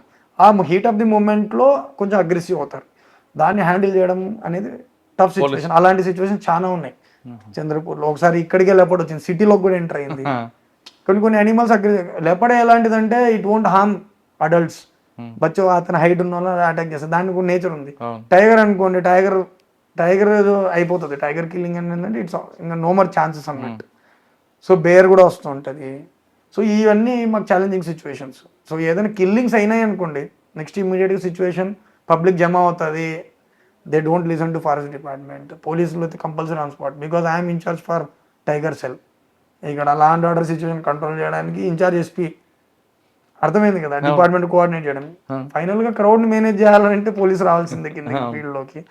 They are doing their job. Forest department కూడా కొన్ని కంట్రోల్ చేయలేని ఉన్నాయి. ఇప్పుడు యానిమల్స్ ఇంత పెరిగినాయి, కన్జర్వేషన్ మెకానిజం వాళ్ళు సక్సెస్ అయినట్టే కదా. కానీ ఆ కన్జర్వేషన్ తర్వాత మ్యాన్ యానిమల్ కాన్ఫ్లిక్ట్ కూడా సీన్ క్రియేట్ అయింది కదా. వాళ్ళకు జాగా తక్కువైపోయింది కదా, వాళ్ళ పాపులేషన్ జరిగిపోతే నెక్స్ట్ ఎక్కడికి పోతారు యానిమల్స్. సో ఆ విధంగా జరిగిన ఇష్యూస్, అది మేజర్ ఛాలెంజ్ ఉందండి ఇప్పుడు ప్రస్తుతంలో. హైయెస్ట్ ఛాలెంజ్ అదే నడుస్తుంది. అండ్ కమింగ్ ఎలక్షన్స్ ఉన్నాయి, ఇప్పుడు local body elections is the major challenge. Lok Sabha elections చేసాము, తర్వాత అసెంబ్లీ ఎలక్షన్స్ చేసాము, ఇప్పుడు తర్వాత లోకల్ బాడీ ఎలక్షన్స్ ఉన్నాయి, ఎమ్మెల్సీ ఎలక్షన్స్ కూడా. అంటే మొత్తం నా ఎస్పీ పీరియడ్ చంద్రపూర్లో ఇప్పుడు ఎలా అయిపోయిందంటే, అనుకున్నట్లు నేను ఎప్పుడైతే జాయిన్ అయిన మహారాష్ట్రలో అన్ని ఛాలెంజెస్కి ఎక్స్పోజ్ అవుతాను. సో అంటే ఎక్స్పీరియన్స్ అనేది ఇంత గెయిన్ మంచిదే. యాజ్ ఎ కెరీర్గా, యాజ్ ఎ పోలీస్ ఆఫీసర్ అన్ని పనులు చేశానంటే హోలిస్టిక్ అప్రోచ్ అనేది ఎక్స్పీరియన్స్ నాకు దొరుకుతుంది. ఓకే సార్, ఇంకా పోక్సో ఎలా ఉంటుంది? పోక్సో కేసెస్ ఎక్కువే అండి. మీరు కరెక్ట్ సబ్జెక్ట్ తీసుకున్నారు. ఇక్కడ ట్రైబల్ కల్చర్లో తెలిసిన విషయమే, వాళ్ళకంటూ ఏజ్ లిమిట్ ఏమి ఉండదు. అర్లీగా వాళ్ళకుంటూ గోటుల్ సిస్టమ్ అనుకోండి, ఏదైనా కూడా వాళ్ళకు ఒక సిస్టంలో కలిసి ఉండడం, ఇవన్నీ కామన్ ఉంటాయి వాళ్ళకి. కానీ లా ఏం చెప్తుంది, under 18 there is no consent అనే విషయమే లేదండి. అవును, ఒకవేళ మీరు ప్రేమించుకోండి వెళ్ళిపోండి, ఇప్పుడు ఇక్కడ ఏమవుతుంది, ఇద్దరు కలిసి వెళ్ళిపోతారు. అండర్ 18 అయితే it is a violation of law. So elopement sections apply చేయాల్సిందే. పోక్సోలో there is no kind of alternative. మా దగ్గర ఆప్షన్ కూడా ఉండదు, తెలిసిన వెంటనే రిజిస్టర్ చేయాలి. ఇప్పుడు ఆ ఛాలెంజ్ని కొన్ని ఫ్యామిలీస్ ఏమంటే, మాకు గతంలోంచి మాకు వంశపారంపర్యంగా వస్తున్న ఇష్యూ అని వాళ్ళు అంటారు. అబ్బాయిని మీరేం చేస్తారంటే తీసుకొచ్చి జోన్ హోమ్ పంపిస్తారు. ఆ అమ్మాయి ఏమంటది, నా ఇష్ట ప్రకారం నా హస్బెండ్ ఆమె ఇస్తుంది విల్లింగ్ గా, కానీ కుదరదు, చట్టం ఒప్పుకోదు. అక్కడ ఆ కమిటీ వాళ్ళందరూ మారల్ వర్సెస్ లీగల్ ఫీల్డ్ చెప్తున్నారండి. ఎలా అంటే చెప్తాను కదండి, ఎవరైతే రిజిస్ట్రేషన్ క్రియేట్ చేశారు వీళ్ళని ఆలోచించకుండానే చేశారా ఇది? ఇప్పుడు ఇప్పుడు ఎవరైతే లా మేకర్స్ ఉన్నారో చాలా ఎక్స్టెన్సివ్ రీసెర్చ్ తర్వాతనే కదా ఈ సిస్టమ్ తీసుకుని వచ్చింది. ఇది కూడా బెనిఫిటే కదా. ఇప్పుడు వాళ్ళ కల్చర్ ఒకటే ఆలోచిస్తున్నారు, బట్ ఆమె ఎమోషనల్గా ఫిజికల్గా ఫిట్ అండర్ 18 ఒక గర్ల్ అనే ఆమె నిజంగా ఫిట్ ఉంటారా? అండర్ 18లోనే ప్రెగ్నెంట్ అయిపోతే ఆమెకు అంత ఎనర్జీ ఉందా? ఎకనామికల్ స్టెబిలిటీ ఉందా? ఉండదు కదా. అదంతా మీరు చెప్తున్నారు కరెక్టే, కానీ వాళ్ళు మాత్రం లేదు మా ఇష్టం మీకు స్లోగా అలవాటు పడుతున్నారు. They are also able to understand కి ఫైనల్లీ మా కోసం ఎలా అంటే ఇవన్నీ ఎప్పుడవుతాయి, వాళ్ళకు అవేర్నెస్ పెంచాలి. అవేర్నెస్ పరంగా కూడా మేము కూడా ప్రతి స్కూల్ వాళ్ళు మిమ్మల్ని ఈ పోలీసు మా కోసం ఉంది అని ఓన్ చేసుకునే రోజు వచ్చినప్పుడు ఇది ఉంటుంది. ఆ విధంగా వాళ్ళు మిమ్మల్ని ఓన్ చేసుకునే విధంగా మీ యాక్టివిటీ ఎలా ఉంటుంది? అదే నేను కంటిన్యూ చెప్తున్నాను కదా, 2 అప్రోచ్లు ఉన్నాయండి. ఒకటి మేము వాళ్ళకు ఈ కాయిదా గురించి చెప్పడం, ఇది చాలా సెన్సిటివ్ సబ్జెక్టు, మీరు కూడా అర్థం చేసుకోవాలి. ఇది మీ కల్చర్కి ఊపర్ అంటే మీ కల్చర్కి పైన ఉంది. ఇది లాలో ఇలా చెప్పారు, ఇది అందరికీ యూనిఫామ్గా అప్లికబుల్, మీకు ఒక్కరికే కాదు వీళ్ళందరికీ. ఈ కమ్యూనిటీ ఆ కమ్యూనిటీ కాదు, ఈ కల్చర్ కాదు, అందరికీ కామన్ ఇది. ఇది సో మీరు తెలిసి చేసినా తెలియకపోయి చేసినా తప్పు తప్పే. దీనివల్ల ఏవే ప్రాబ్లమ్స్ ఉన్నాయంటే వాళ్ళకి సంజాయించాలి. వీళ్ళకి ఏం చెప్పాలి, ఒక్కసారి రిజిస్టర్ అయితే ఇప్పుడు క్యారెక్టర్ వెరిఫికేషన్ కంపల్సరీ అయింది. రేపు స్కూల్లో కాలేజ్లో అడ్మిషన్ కానీ ఉద్యోగంలో అడ్మిషన్కి కంపల్సరీ అడుగుతున్నారు కదా క్యారెక్టర్ వెరిఫికేషన్. సో మేము అన్ని విధాలుగా వాళ్ళని కౌన్సిలింగ్ చేస్తున్నాం. అరే బాబు క్రాస్ అవ్వద్దు, ఇదేంటి మా టార్గెట్ 14, 15, 16 ఎక్కడైతే స్కూల్స్ ఉన్నాయో హైయర్ ఎడ్యుకేషన్ స్కూల్స్ కాలేజెస్ మాది కంటిన్యూస్గా మావి అవేర్నెస్ క్యాంపెయిన్స్ షురూ అయినాయి. దాంట్లో కూడా మా ఇంప్రూవ్మెంట్ ఏమైందంటే ఫస్ట్ మనం టీచర్స్ని ట్రైన్ చేద్దాం. టీచర్స్ కూడా చెప్పాలి వాళ్ళకి, పోలీసులు ప్రతి ఒక్కసారి వీళ్ళు చెప్పలేరు. సో టీచర్ ట్రైనింగ్ క్యాంప్స్ కూడా తీసుకున్నాం మేము. వాళ్ళకి చెప్పాం ఇది విషయము. ఎందుకంటే కొన్నిసార్లు వాళ్ళు కూడా వైలేట్ చేస్తారు, టీచర్స్ కూడా తప్పులు చేస్తారు, వాళ్ళకు కూడా తెలుసు. కానీ పోక్సోలో ఒకవేళ నీకు తెలుసు ఇలా జరుగుతుంది తప్పు అని తెలిసి కూడా నువ్వు యాక్షన్ తీసుకోకపోతే నువ్వు కూడా అక్యూజ్డ్ అని.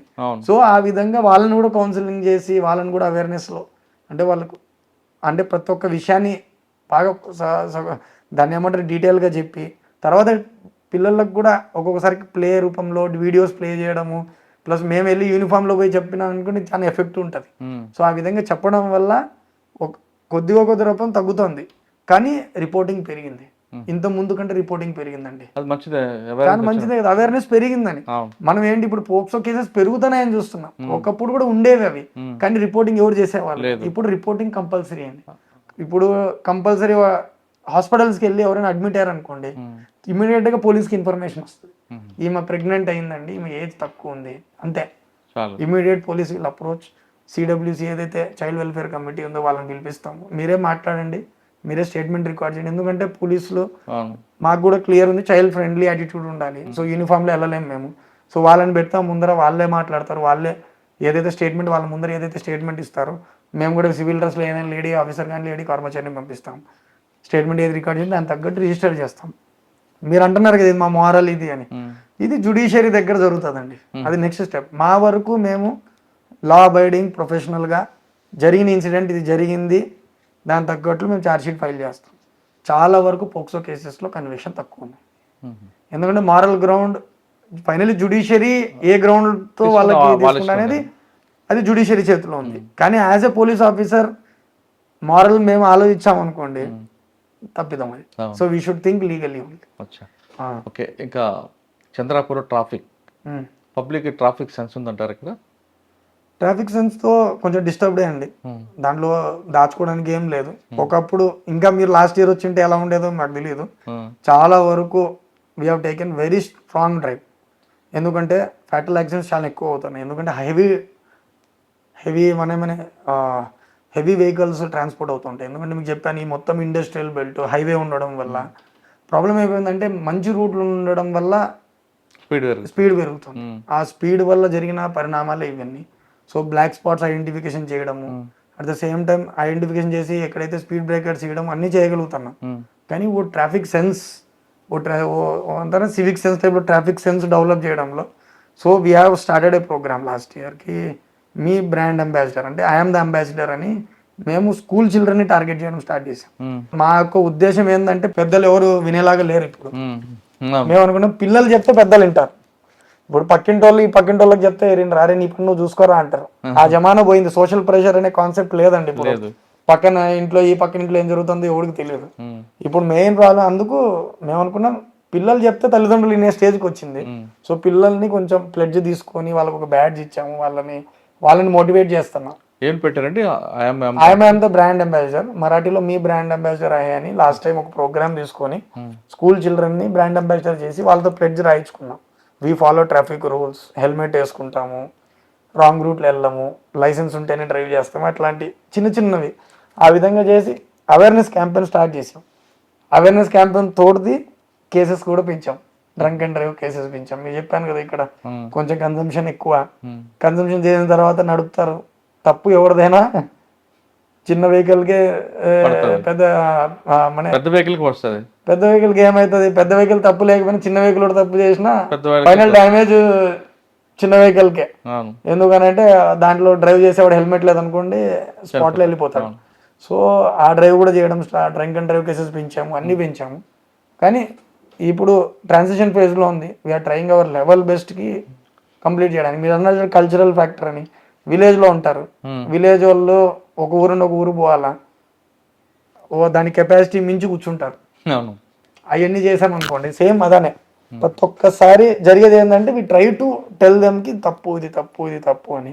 డ్రైవ్ తీసుకున్నప్పుడల్లా భయపడతారు ఒక 10 రోజులు, మళ్ళీ యాజ్ యూజువల్గా స్లోలీ వస్తుంది.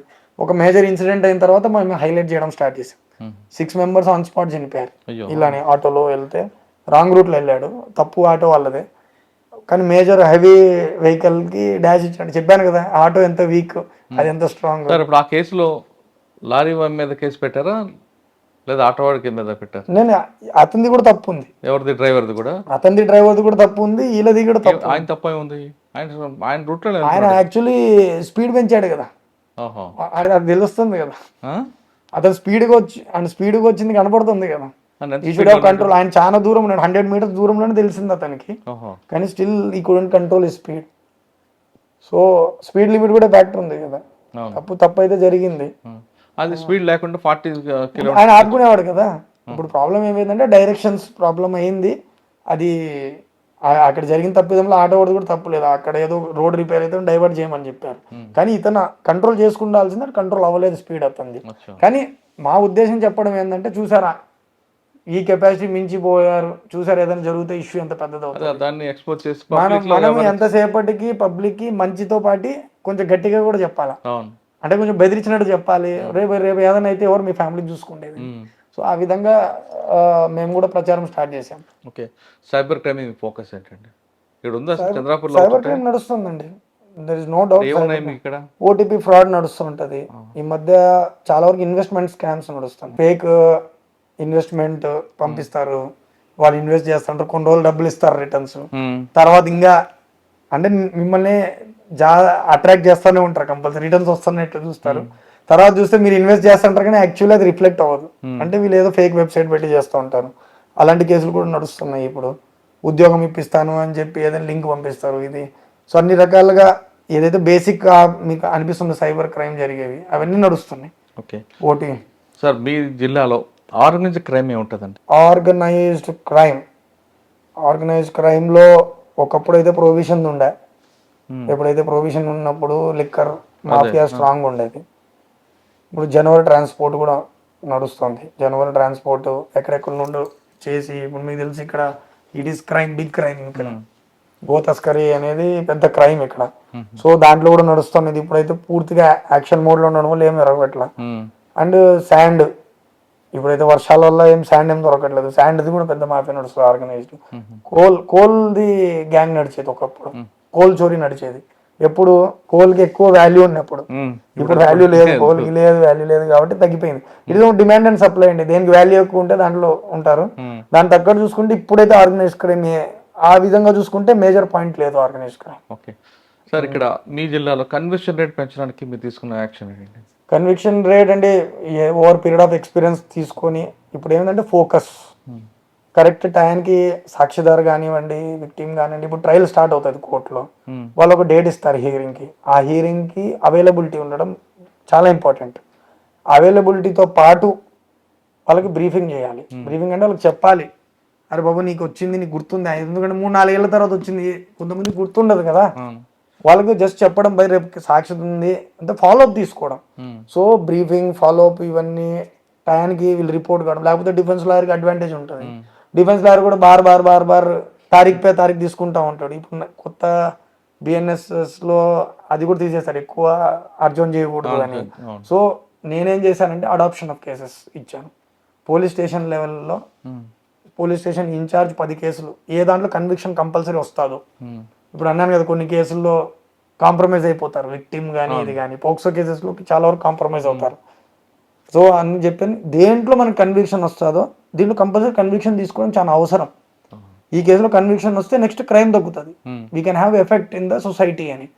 అలాంటి 10 కేసులు పర్ పోలీస్ స్టేషన్ థానేదారు చూస్తాడు. దాని కింద సెకండ్ ఆఫీసర్ కూడా 10 కేసులు, ఎస్డిపిఓ డివైఎస్పీ ర్యాంక్ అతనికి సెషన్ కమిటీ కేసెస్ 10 కేసులు తీసుకోవాలి డివిజన్లో, అతని సబ్ డివిజన్లో ఎంత ఉన్నాయి కేసులు. సో ఇవన్నీ monitor incharge additional SP and court పైరవి ఉంటాడు. ఎవరైతే మాక్సిమం ఆ నుండి సమన్స్ వారెంట్స్ కానీ డేట్స్ కానీ అండ్ డైలీ మానిటర్ చేస్తుంటాడు, సాక్షులు ప్రాపర్గా అవుతున్నాయి లేదా, ఇవన్నీ సెషన్ కేసెస్ మానిటర్ చేస్తున్నాం. జేఎంఎఫ్సీ కేసెస్ ఎస్డిపిఓ మానిటర్ చేస్తున్నాడు. కానీ ఈ స్పెషల్ కేసెస్ ఫోకస్ చేసి పర్సంటేజ్ని ఎలా పెంచాలి. ఏకదమ్న మేము 10% ఇప్పుడు నడుస్తుంది అనుకోండి, ఏకదం 50% అవ్వడం కష్టం. మేము అనుకున్న గ్రాడ్యువల్గా ఇంప్రూవ్ చేయాలంటే మన దగ్గర సిస్టమ్ కరెక్షన్ ఎలా జరగాలి. సో అందుకు అడాప్షన్ దత్తత తీసుకోమన్నా 10 కేసులు దేంట్లో కంపల్సరీ కన్విక్షన్ వస్తుంది, దాంట్లో కంపల్సరీ కన్విక్షన్ రావాలా, నువ్వే మానిటర్ చేయాలా, నువ్వే మాట్లాడాలా. సో పిల్లలకి దత్తత తీసుకున్నట్లు కేసులు దత్తత తీసుకున్నామండి, తప్పలేదు. ఎందుకంటే కన్విక్షన్ రావడానికి పోలీసులది ఒకటే ఒక రోల్ కాదండి, పోలీసు ప్రాసిక్యూషన్ జ్యుడిషియరీ కూడా. ఇప్పుడు మా రోల్ మేము కరెక్ట్ గా చేస్తాం. మేము మిగతా వాళ్ళని ఏళ్ళు పెట్టి చూపించే ముందు మనం కరెక్ట్ చేసుకోవాలి. అది మేము అనుకునేది. ప్రతిసారి అరే జడ్జి అలానే ఇస్తాడు, జడ్జి సరిగ్గా వినడం లేదు, తప్పులు పక్కన వాళ్ళని పట్టడం ఎందుకు, మన దగ్గర తప్పులు కాబట్టి మన దగ్గర తప్పులు ఉంటే కరెక్ట్ చేసుకో. కానీ కొన్ని కేసులు హాస్టల్ అయిపోతుంటారు కదండి, మరి అప్పుడు అడాప్ట్ తీసుకున్న ఉపయోగం ఉంటుంది. అడాప్ట్ అందుకే కదా ఏ కేసులు వస్తాయో అలాంటి, అంటే కొంచెం కేసు ఇది స్ట్రాంగ్ ప్రాపర్ గా ఇన్వెస్టిగేషన్ అయింది, దీనిలో మన ఎవిడెన్స్ స్ట్రాంగ్ ఉన్న కేసులు ఉన్నాయి, దాంట్లో నువ్వు కన్విక్షన్. ప్లస్ కొంతమంది క్రిమినల్స్ ఉంటారు, ఇలాంటి కొన్ని సెన్సిటివ్ కేసెస్ అయి ఉంటాయి ప్రీవియస్ 4-5 years లో, కొన్ని సెన్సిటివ్ కేసెస్. దీంట్లో మనం we should be very serious, it will have impact in society. ఎందుకంటే అప్పట్లో మీడియాలో హైలైట్ అయింది, సొసైటీలో కొంతమంది ప్రొటెస్ట్ కూడా చేసి ఉంటారు. అలాంటి కేసుల్లో మనం we should be very active. అంటే మన పబ్లిక్ చెప్పాలి, అక్కడే కదా పోలీస్ మీద గౌరవం పెరిగేది, విశ్వాసం పెరిగేది. సో అందుకు వాళ్ళకి చెప్పింది స్టడీ చేసిన కేసులు ఆల్రెడీ దాన్ని తీసుకొని అడిషనల్ ఎస్పీస్ మానిటరింగ్ కేసెస్, దాంట్లో కూడా ఏదో ఒక బెనిఫిట్ ఆఫ్ డౌట్ ఉంటే తప్ప కేసులు పోకూడదు. సో అట్లా అడాప్షన్ కేసెస్. సార్ సాధారణంగా యూనిట్ ఆఫీసర్ గ్రీవెన్సీ కింద వీక్లీ వన్స్ పెడతారు, మరి సుదర్శన్ గారు ఎందుకు వారానికి 2 ఇచ్చారండి? చూడండి, నేను చాలా వరకు బిలీవ్ చేసేది బేసిక్ పోలీసింగ్. మన మెయిన్ ఫస్ట్లో బేసిక్ పోలీసింగ్ కాన్సెప్ట్ ఏంటి, ఎందుకు వస్తారు ఒక కంప్లైంట్ మన దగ్గర జస్టిస్ కోసం. నేను అబ్జర్వ్ చేసింది ఏంటి అని అంటే, ఫస్ట్ మనం ఎలా అడ్రస్ చేస్తున్నాం, ఒక్కొక్క గ్రీవెన్స్ ప్రాపర్గా అడ్రస్ ఎందుకు అవ్వట్లేదు, ఎందుకు పోలీస్ స్టేషన్కి వెళ్ళకుండా డైరెక్ట్ ఎస్పీ ఆఫీస్కి ఎందుకు వస్తున్నారు, దీంతో స్టార్ట్ అయింది. ప్లస్ పెండెన్సీ పెరుగుతుంది, లేదు ఇది ఏదో ఇక్కడ తప్పు జరుగుతుంది. నా దగ్గరకు వచ్చేటప్పుడు ఒక వర్షం జరుగుతుంది, నేను ఎప్పుడైతే దాని గురించి ఎంక్వైరీ చేయడం స్టార్ట్ చేశాను, అప్పుడు ఆయన యొక్క అల్లగ వర్షన్ వినపడుతుంది. అప్పుడు డిసైడ్ చేశాను వీళ్ళు ఇంత ట్రావెల్ చేయకూడదు, ఫస్ట్ వాళ్ళ energy time our main police image. So దీన్ని ఎట్లా మార్చాలనే దాంట్లోనే డిసైడ్ అయ్యాను. ఇంత పెద్ద జిల్లాలో బ్రహ్మపూరి నుండి ఇక్కడ రావడానికి 2.5 గంట పడుతుందండి, 2.5 గంట పడుతుంది. వాళ్ళు ఇంత ట్రావెల్ చేసి నన్ను కలవడానికి ఎందుకు వస్తున్నారు? ఒకటి ఏదో బాధతో వస్తారు, ఎక్కడో అన్యాయం జరిగింది అంటే మన దగ్గర నీచే లెవెల్లో అడ్రస్ అవ్వట్లేదు, అంటే మన వాళ్ళు చేస్తున్నారు కానీ అతనికి రీచ్ అవ్వట్లేదు, అంటే మనం సరిగ్గా చేస్తున్నామని. సో అప్పుడు డిసైడ్ అయ్యాను, అట్లీస్ట్ మనం ఎక్కువసేపు మనం ఇంటరాక్ట్ అవ్వాలి పబ్లిక్తో అని. సో అదే కారణంతో గ్రీవెన్స్ రిడ్రెసల్ అని, తక్రార్ నివారణ దిన్ అని ఒక మామూలు వీక్లీ వన్స్ ఉండేది. నేను దాన్ని ట్యూస్డే అని ఫ్రైడే 2 రోజులు పెట్టాను వీక్ డేస్లో. ప్రతి డేలో నేనే క్యాలెండర్ రిలీజ్ చేస్తాను, నేనే చార్ట్ చూస్తాను ఎక్కడెక్కడ పెండెన్సీ ఉందని. నేను ఒక పోలీస్ స్టేషన్ విజిట్ చేస్తాను, అడిషనల్ ఎస్పీ ఒక విజిట్ చేస్తాడు, ఎస్డిపిఓస్కి వాళ్ళ డివిజన్లో ఒక పోలీస్ స్టేషన్ విజిట్ చేయమంట. సో అవి వదిలిపెట్టి సంబంధిత పోలీస్ స్టేషన్ వాళ్ళు ఆ రోజు పిలిపించాలి, ఒకరోజు ముందు అందరినీ పిలిపిస్తాడు. ఏవైతే పెండింగ్ ఉన్నాయో వాళ్ళందరూ రావాలి, ఆ రోజు వచ్చి కూర్చొని వాళ్ళు చెప్తారు సార్ నా కేసు ఏమైందని. సో మేము సీనియర్ ఆఫీసర్స్ కూడా వెళ్ళి చూసినప్పుడు చూస్తాం యాక్చువల్గా మా వాళ్ళు ప్రాపర్గా దీన్ని హ్యాండిల్ చేస్తున్నారు లేదా గ్రీవెన్స్ని వాళ్ళు ఓపెన్గా చెప్తారు, సార్ ఇది ఇలా ఏం సార్ ఇది వినట్లేదు, ఈ విషయం చౌకసి అవ్వలేదు, ఇది చాలా రోజుల నుండి పెండింగ్ ఉంది అని. సో ఎప్పుడైతే మనము అర్థం చేసుకొని ఒకవేళ మా దగ్గర ఎక్కడ తప్పుదాలు జరుగుతున్నాయి దాన్ని కరెక్ట్ చేయడం, ఒకసారి ఆపర్చునిటీ ఇవ్వడము, ఆఫీసర్లకు చెప్పడం, అరే నువ్వు ఇది తప్పు చేస్తున్నావు, దీన్ని ఎక్కువ నువ్వు లాగకూడదు, దీన్ని ఎందుకు డిలే చేస్తున్నావు, ఒకటి మా వాళ్ళ సైడ్ తప్పు ఉండొచ్చు, లేకపోతే వాళ్ళకు కంప్లైంట్కి అర్థం కాకపోవచ్చు, ఇది పోలీస్ సబ్జెక్ట్ కాదు కానీ మీకు హెల్ప్ చేస్తాను, ఎలా చెప్పాలా మనం ఒక బ్రిడ్జ్ ఎస్టాబ్లిష్ చేసుకోవాలి పోలీస్కి విక్టిమ్కి మధ్యలో. మేము చెప్తాము ఇది వేరే డిపార్ట్మెంట్ సంబంధించింది, మేము కూడా లెటర్ రాస్తాము, మేము కూడా ఫాలో అప్ చేస్తాము, కానీ మీరు కూడా వెళ్ళి ఒకసారి కలవండి, ఈ ఇష్యూ మాది కాదు అని చెప్పే విధానంలో మార్పు రావాలనేది నేను మెయిన్. అంటే బిహేవియరల్ చేంజ్. మా వాళ్ళు ఎలా ఒక విక్టిమ్ వచ్చినప్పుడు కంప్లైంట్ వచ్చినప్పుడు ఎలా మాట్లాడతాడు, ఎలా రిసీవ్ చేసుకుంటాడు, ఎలా వాళ్ళకి రెస్పాన్స్ ఇస్తాడు, దాన్ని చేంజ్ చేయడం ప్రయత్నంలోనే 2 రోజులు పెట్టాను. సో దానివల్ల పెండెన్సీ అయితే తగ్గింది. నేను యాక్చువల్లీ క్వాంటిటీ కంటే ज़्यादा క్వాలిటీకి ఫోకస్ ఇస్తున్నాను. హౌ వీఆర్ హ్యాండ్లింగ్ అప్లికేషన్, దాంట్లో ఎన్ని ఎఫ్ఐఆర్లు అయినాయి, ఎన్ని మనము we're able to transfer it to some other department, వేరే డిపార్ట్మెంట్ సంబంధించిన అది కూడా ఇప్పుడు అనాలిసిస్ చేస్తున్నాము. దాన్ని బట్టి తెలుస్తుంది ఎగ్జాక్ట్లీ మనం తీసుకుంటున్నాం దానివల్ల సక్సెస్ అయిందా లేదా. ఎందుకంటే విజిటర్స్ నాకు తగ్గాల. నా ఉద్దేశం ఏంటంటే ఎస్పీ ఆఫీస్కి ఎందుకు వస్తున్నారు, లోకల్ పోలీస్ స్టేషన్లోనే జస్టిస్ అవ్వాలి. బేసిక్ యూనిట్ పోలీస్ డిపార్ట్మెంట్లో పోలీస్ స్టేషన్ అండి. పోలీస్ స్టేషన్లో రెస్పాన్స్ బాగుంటే నా దగ్గరికి రారు, అట్లా నేను అనుకున్నా. సో దాని తగ్గట్లే ఇంప్రూవ్మెంట్ అయ్యింది. ఇప్పుడు వాళ్ళకు ఇప్పుడు డిపార్ట్మెంట్ కూడా అర్థమైంది, అరే భయ్ మన దగ్గర సరిగ్గా లేకపోతే ఇది సీనియర్ ఆఫీసర్కి తెలుస్తుంది. So that is also evaluation of N officer కదా, నువ్వు కరెక్ట్గా పనిచేస్తున్నావా లేదా అని నేను అదే చెప్తాను. That is also main evaluation నా పాయింట్లో. నువ్వు తానేదారుగా కరెక్ట్గా పనిచేస్తున్నావా లేదా అనేది అది మెయిన్ కొలమానని చెప్పాను. అంటేనే చాలా వరకు చేంజెస్ వచ్చినాయి. ఇప్పుడు ఎవరైనా కూడా రాత్రి కూడా ఫోన్లు వస్తాయి, నాకు సార్ ఇట్లా చేస్తున్నాయి, నేను ఇమీడియట్గా డ్యూటీ ఆఫీసర్కి ఫోన్ చేస్తాను, తానేదారికి ఫోన్ చేస్తాను, అరే ఇలా లేడీ అఫెన్స్ వచ్చింది, నాకు ఎందుకు ఫోన్ చేస్తున్నారు, మీరు ఎందుకు అడ్రస్ చేయట్లేదు ఆ ఇష్యూని. సో కంటిన్యూస్ నడుస్తుందండి ఇది.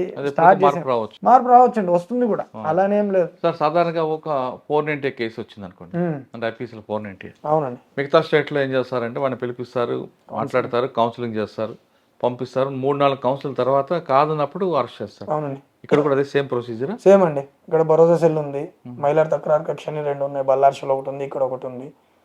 ఫస్ట్ వచ్చిన తర్వాత సేమ్ ప్రొసీజర్ అండి, ఏదైతే గైడ్ లైన్స్ ఉన్నాయో ఆల్ ఓవర్ ఇండియా ఇదే. కానీ కొంతమంది భర్తలు మారకుండా ఉంటారు, మళ్ళీ కొడుతుంటారు, అప్పుడు ఏం చేస్తారు మీరు? కేసులు పెడతామండి, రిజిస్టర్ చేసేస్తాం కేసు. నేను ఇప్పుడు నా వరకు మీరు చెప్పింది వ్యాలిడ్ పాయింట్ అండి, మంచి క్వశ్చన్ అడిగారు. ఎందుకంటే ఆ పేషెన్స్ లేదండి చాలా వరకు. ఇప్పుడు ఇట్స్ ఎ పేషెన్స్ గేమ్. మేము కూడా ఏంది వాళ్ళని ఓపిక్గా కొంచెంసేపు టైం ఇవ్వాలి కదా, అరే అర్థం చేసుకొని తర్వాత ఇద్దరిని కూర్చోబెట్టి మాట్లాడితే ఏమన్నా మార్పు వస్తుందా, ఆ ఒక్క దృష్టితోనే కౌన్సిలింగ్ సెషన్ పెట్టాం. చాలా వరకు కౌన్సిలింగ్ వస్తుంటుంది కానీ కొంతమంది రారు, 1-2 సెషన్ తర్వాత వస్తారు, లేదు సార్ మాకు మార్పు లేదు అని చెప్తారు వెంటనే ఇమీడియట్గా.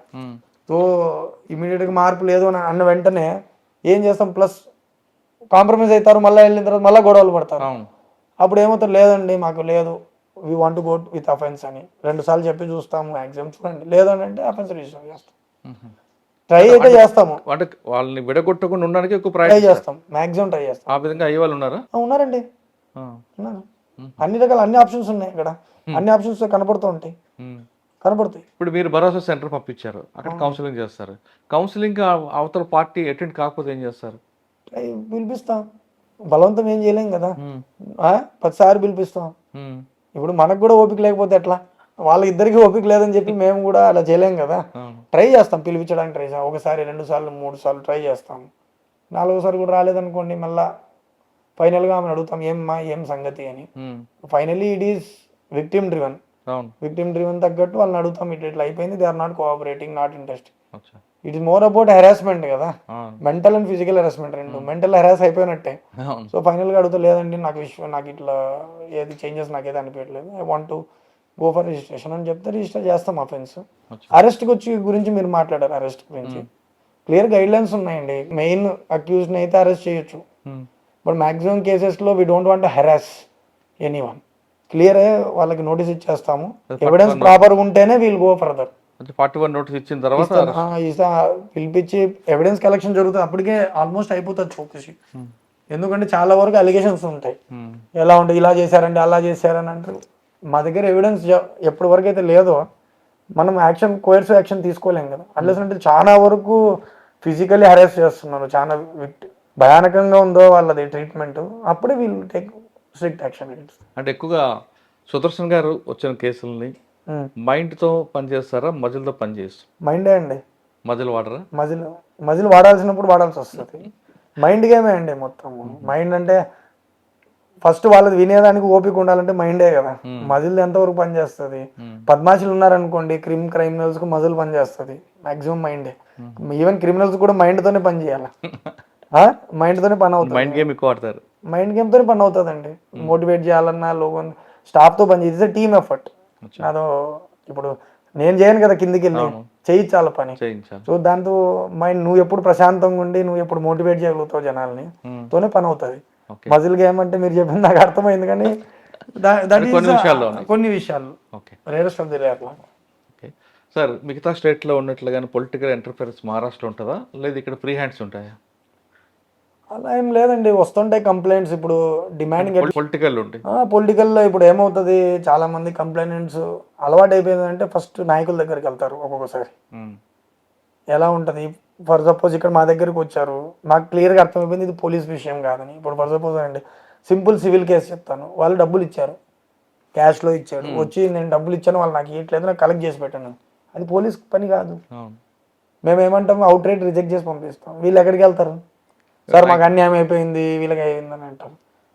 అట్లాంటప్పుడు అట్లాంటి కొన్ని ఇష్యూస్ ఉంటాయి, ఏదైనా ల్యాండ్ ఇష్యూస్ ఉంటాయి. సడన్గా మా దగ్గరకు వచ్చినప్పుడు మేము డైరెక్ట్లీ చెప్తాం this is all civil issues, మేము ఇట్లాంటివి హ్యాండిల్ చేయము మా దగ్గర, అర్థం చేసుకోండి, మాకంటూ ఒక లిమిట్స్ ఉంటాయి, లీగల్ లిమిట్స్, మేము దాన్ని క్రాస్ చేయలేమని చెప్తాం. కానీ వీళ్ళందరూ అక్కడికి వెళ్ళి అప్రోచ్ అవుతారు. అప్పుడు వాళ్ళు అంటారు సార్ మీరు చెప్పండి, మీరు చెప్తే భయపడతారు వాళ్ళు అని. లేదు సార్ అది తప్పు, మాకు అగెన్స్ట్ పోతే ఎవరు వచ్చి మమ్మల్ని కాపాడతారు, లీగల్ ఫ్రేమ్వర్క్ నుండి దాటిపోతే తో మా తప్పేదో అవుతుంది కదా, మా మీద కంప్లైంట్ వస్తే మీరు వస్తారా మా కంప్లైంట్ అంటే మీరు కాదనుకుంటే అటు థర్డ్ పార్టీ దగ్గరకు వెళ్తాడు, మాఫియా గుండాగిరి పోతాడు కదా. అలా కాకుండా దాన్ని ఆ కంప్లైంట్ని ఒక లీగల్ ఫ్రేమ్లో చేసి పంపిస్తే అంటే చేయడానికి కుదరదు కదా. పోలీస్ యాక్షన్ తీసుకోవడానికి ఏదో ఒక పోలీస్ ఎలిమెంట్ ఉండాలి కదా, క్రిమినల్ యాక్షన్ తీసుకోవాలంటే. క్రైమ్ బెదిరిస్తే కేసు అయిపోతుంది. మీరు చెప్పినట్లు ఆ విధంగా కంప్లైంట్ తెచ్చిచ్చారు అనుకోండి, మీరు అన్నట్లు ఫైన్ లైన్ అండి ఇది. సివిల్ క్రిమినల్ అవ్వడానికి పెద్ద లేదు. వాళ్ళు వచ్చి నేను డబ్బులు అడగడానికి పోతే నన్ను బెదిరించాడు అని అన్నాడు అనుకోండి, చాలు, బెదిరించినాడంటే ఎన్సీ కేసు అవుతుంది, నాన్ కాకు. లేదు నన్ను చాక్ చూపించి బెదిరించాడు, నన్ను కిడ్నాప్ చేస్తాము, ఇలాంటి ఫైన్ లైన్ ఉంటాయి. తెలివి ఉన్న వాళ్ళు తెలివి ఉపయోగించి ఏదో రకంగా రాసుకొని వస్తారు, కానీ ఫైనల్గా మేమైతే ఎంక్వైరీ చేయాలి కదా. రిజిస్ట్రేషన్ మాకు అర్థమైపోతుంది ఇది కావాలని చేస్తున్నారు ఏదని. ఒకవేళ అటువంటి దీంట్లో మీకు పొలిటికల్ లీడర్స్ ఎవరు కానీ ఎవరైనా మనోడే చూడండి అంటారు, కానీ మా లీగల్ ఫ్రేమ్లో చేయలేమని అన్నప్పుడు మరి ఎందుకంటే మీరు కానీ మీకు ప్రెజర్ ఇవ్వడం కానీ లేదా ట్రాన్స్ఫర్ చేస్తాను వార్నింగ్లో నడు చేస్తుంటారు? అట్లే ఉండదండి. ఇప్పుడు వాళ్ళకి కూడా ప్రెజర్ ఎట్లుంటుంది, దే ఆర్ ఆల్సో లీడర్స్. వాళ్ళు కూడా ఏంటంటే చెప్తారు, అరే నేను ఎస్పీ సార్ అందరి ముందర చెప్తాను, నేను సార్కి చెప్పాను ఒకసారి కలవండి, ఒకసారి వాళ్ళకి చెప్పేది కూడా నేను చెప్తాను, వాళ్ళు రిక్వెస్టింగ్ వేలోనే అడుగుతారు, సార్ ఒకసారి పంపిస్తాను వాళ్ళది ఒకసారి వినండి చూడండి సార్ అని అంటారు, సరే పంపించండి సార్ మేము చూస్తాము అని అంటాం, అంతే. ఇది ఎలా అయిపోతుందంటే పొలిటికల్ వాళ్ళకి కూడా వాళ్ళకి ఇన్సెక్యూరిటీ, వాళ్ళకి ప్రెషర్ ఉంది. సో వాళ్ళు ఏం చేస్తారు, మాకు చెప్తారు ఒకసారి చూడండి ఏమన్నా హెల్ప్ చేయగలుగుతారా దీంట్లో అంటే ఏమంటాము, వాళ్ళకి కూడా రెస్పెక్ట్ ఇవ్వాలి, పంపించండి sir we will address the issue అని అంటాం. సో అలానే నడుస్తుంటుంది. ప్రెషర్ అయితే అట్లాంటిది ఈ స్పెసిఫిక్గా ఏముంటుంది, కొన్ని ఇష్యూస్లో వస్తాయి, వాళ్ళకు ఫీడ్బ్యాక్ వచ్చేది ఒక రకంగా ఉంటుంది. ఇప్పుడు మా దగ్గర ఒకటి చెప్తారు, వాళ్ళ దగ్గర ఇంకోలాగా చెప్తారు అనుకోండి, ఆ కమ్యూనికేషన్ గ్యాప్ని ఫోన్లో ఏమైనా చెప్తే మళ్ళీ వాళ్ళకి లేదు సార్ ఈ విధంగా తప్పు, ఇది ఈ విధంగా జరిగిందని అది అడ్జస్ట్మెంట్ చేయడమే, అంతకంటే ఏం సార్. ఇప్పుడు south India north India civil service అనేది ఆల్ ఇండియా సర్వీస్, కానీ ఇక్కడ అటువంటి కాంప్లెక్స్ కనిపిస్తుంటుందా? నేనైతే ఆల్మోస్ట్ మహారాష్ట్ర లాగానే ఫీల్ అవుతానండి వాస్తవానికి. ఇట్ ఈస్ మోర్ కాంప్లికేటెడ్ నా ఉండడం అంటే. ఇప్పుడు ఏమన్నా ఇక్కడికి వచ్చిన తర్వాత ఆల్మోస్ట్ లైక్ మహారాష్ట్ర అయిపోయినట్లే, చాలా తక్కువ వెళ్తాం ఇప్పుడు ఊర్లకి, అన్లెస్ అంటే ఏదైనా ఈవెంట్ ఉంటే తప్ప. ఇప్పుడు అన్ని ఫెస్టివల్స్ వీళ్ళతో పాటు సెలబ్రేషన్ అన్ని చేస్తున్నాము. ఉండిండొచ్చు, ఉంటదా కర్మభూమిలాగా అయిపోయింది అంతే, పుట్టింది అక్కడ పెరిగింది ఇక్కడ లాగా టైప్ అయిపోయినట్టే. సో ఇప్పుడు నా పిల్లలందరూ ఇదే కల్చర్లో బతుకుతున్నారు. ఆ కాంపిటీషన్ సౌత్ ఇండియన్ అట్లాంటిది ఏం లేదండి, ఆల్ ఇండియా సర్వీస్. వాళ్ళు సపోర్ట్ చేస్తారా మీకు కింద subordinates? They respect the service కదా. So how you behave matters most అండి. అదే నువ్వు పని పని సంబంధించే మాట్లాడి పని సంబంధించే వాళ్ళకి రివార్డ్స్ కానీ పనిష్మెంట్ ఇస్తే ప్రతి ఒక్కరు యాక్చువల్లీ డిపార్ట్మెంట్లో ఇంత లాయల్టీ ఉంటుంది, వేరే డిపార్ట్మెంట్లో నాకైతే కనపడలేదు. ఆ లాయల్టీ పోలీస్ డిపార్ట్మెంట్లోనే ఉంది. అది గడ్చిరోలిలో పనిచేయడం వల్ల ఇంకా అర్థమైంది హౌ మచ్ మీరెంత హంబుల్గా హ్యూమిలిటీతో బతకాలా, ఎంతమంది నువ్వు దగ్గరుండి తీసుకెళ్ళాలి, అంటే కలిసికట్టుగా పనిచేయడం ఎలా నేర్చుకోవాలనేది అక్కడ నుండి నేర్చుకునింది. ఎందుకంటే అక్కడ నీకోసం ప్రాణాలు ఇవ్వడానికైనా రెడీ స్టాఫ్. అది ఇక్కడ కూడా అప్లై చేసామనుకోండి వీళ్ళు కూడా చేస్తారు. ఇట్ ఈస్ ఓన్లీ అబౌట్ నువ్వు ఎలా వాళ్ళు నడిపిస్తావు అనేది మ్యాటర్ అంతే. సార్ ఫైనల్ గా చెప్పండి సార్, ఈ డిపార్ట్మెంట్ రావాలనుకున్న వాళ్ళకి మీరు ఇచ్చే మెసేజ్ ఏంటి? పోలీస్ డిపార్ట్మెంట్ నేను చెప్పాల్సింది ఒకటే అండి, చాలా మంది చాలా పెయిన్తో వస్తారు మీ దగ్గరికి. మీరు దాన్ని ఓపిక్గా విని సాల్వ్ చేసే కెపబిలిటీస్ ఉండి వాళ్ళకి హెల్ప్ చేయగలుగుతామని అనుకుంటేనే రండి. అంతేనే ఓన్లీ జస్ట్ పవర్ చూపిద్దాము, మీరు ఇందాక అన్నారు మజిలా మైండా అన్నట్లు, అది కాదండి గేమ్. పోలీస్ డిపార్ట్మెంట్ అనేది మీరు జస్టిస్ చేయగలిగే డిపార్ట్మెంట్, న్యాయం చేయగలిగే డిపార్ట్మెంట్. ఎవరైనా ఒక విక్టిమ్ వస్తే ఇమీడియట్గా దాంట్లో యాక్షన్ ఏం తీసుకుంటారు, ఇమీడియట్ యాక్షన్ తీసుకోవడం చాలా అవసరం.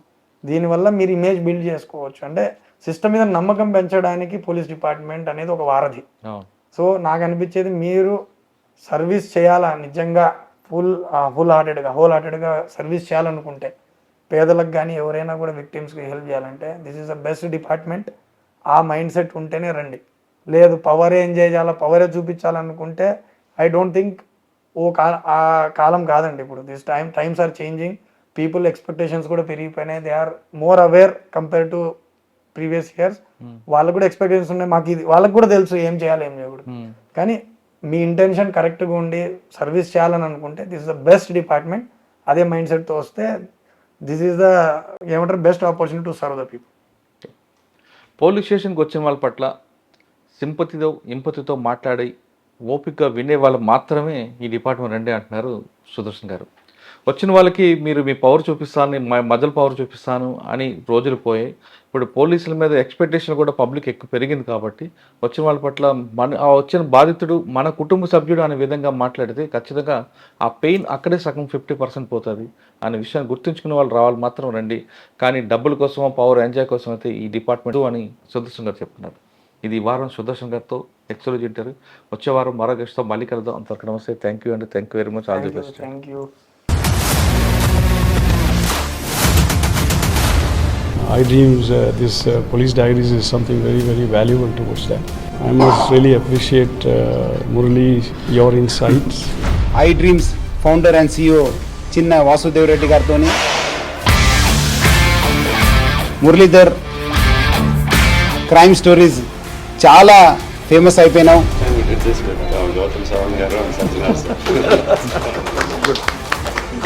Well done. Congratulate him for doing so well. And I congratulate him, his boss also. So well.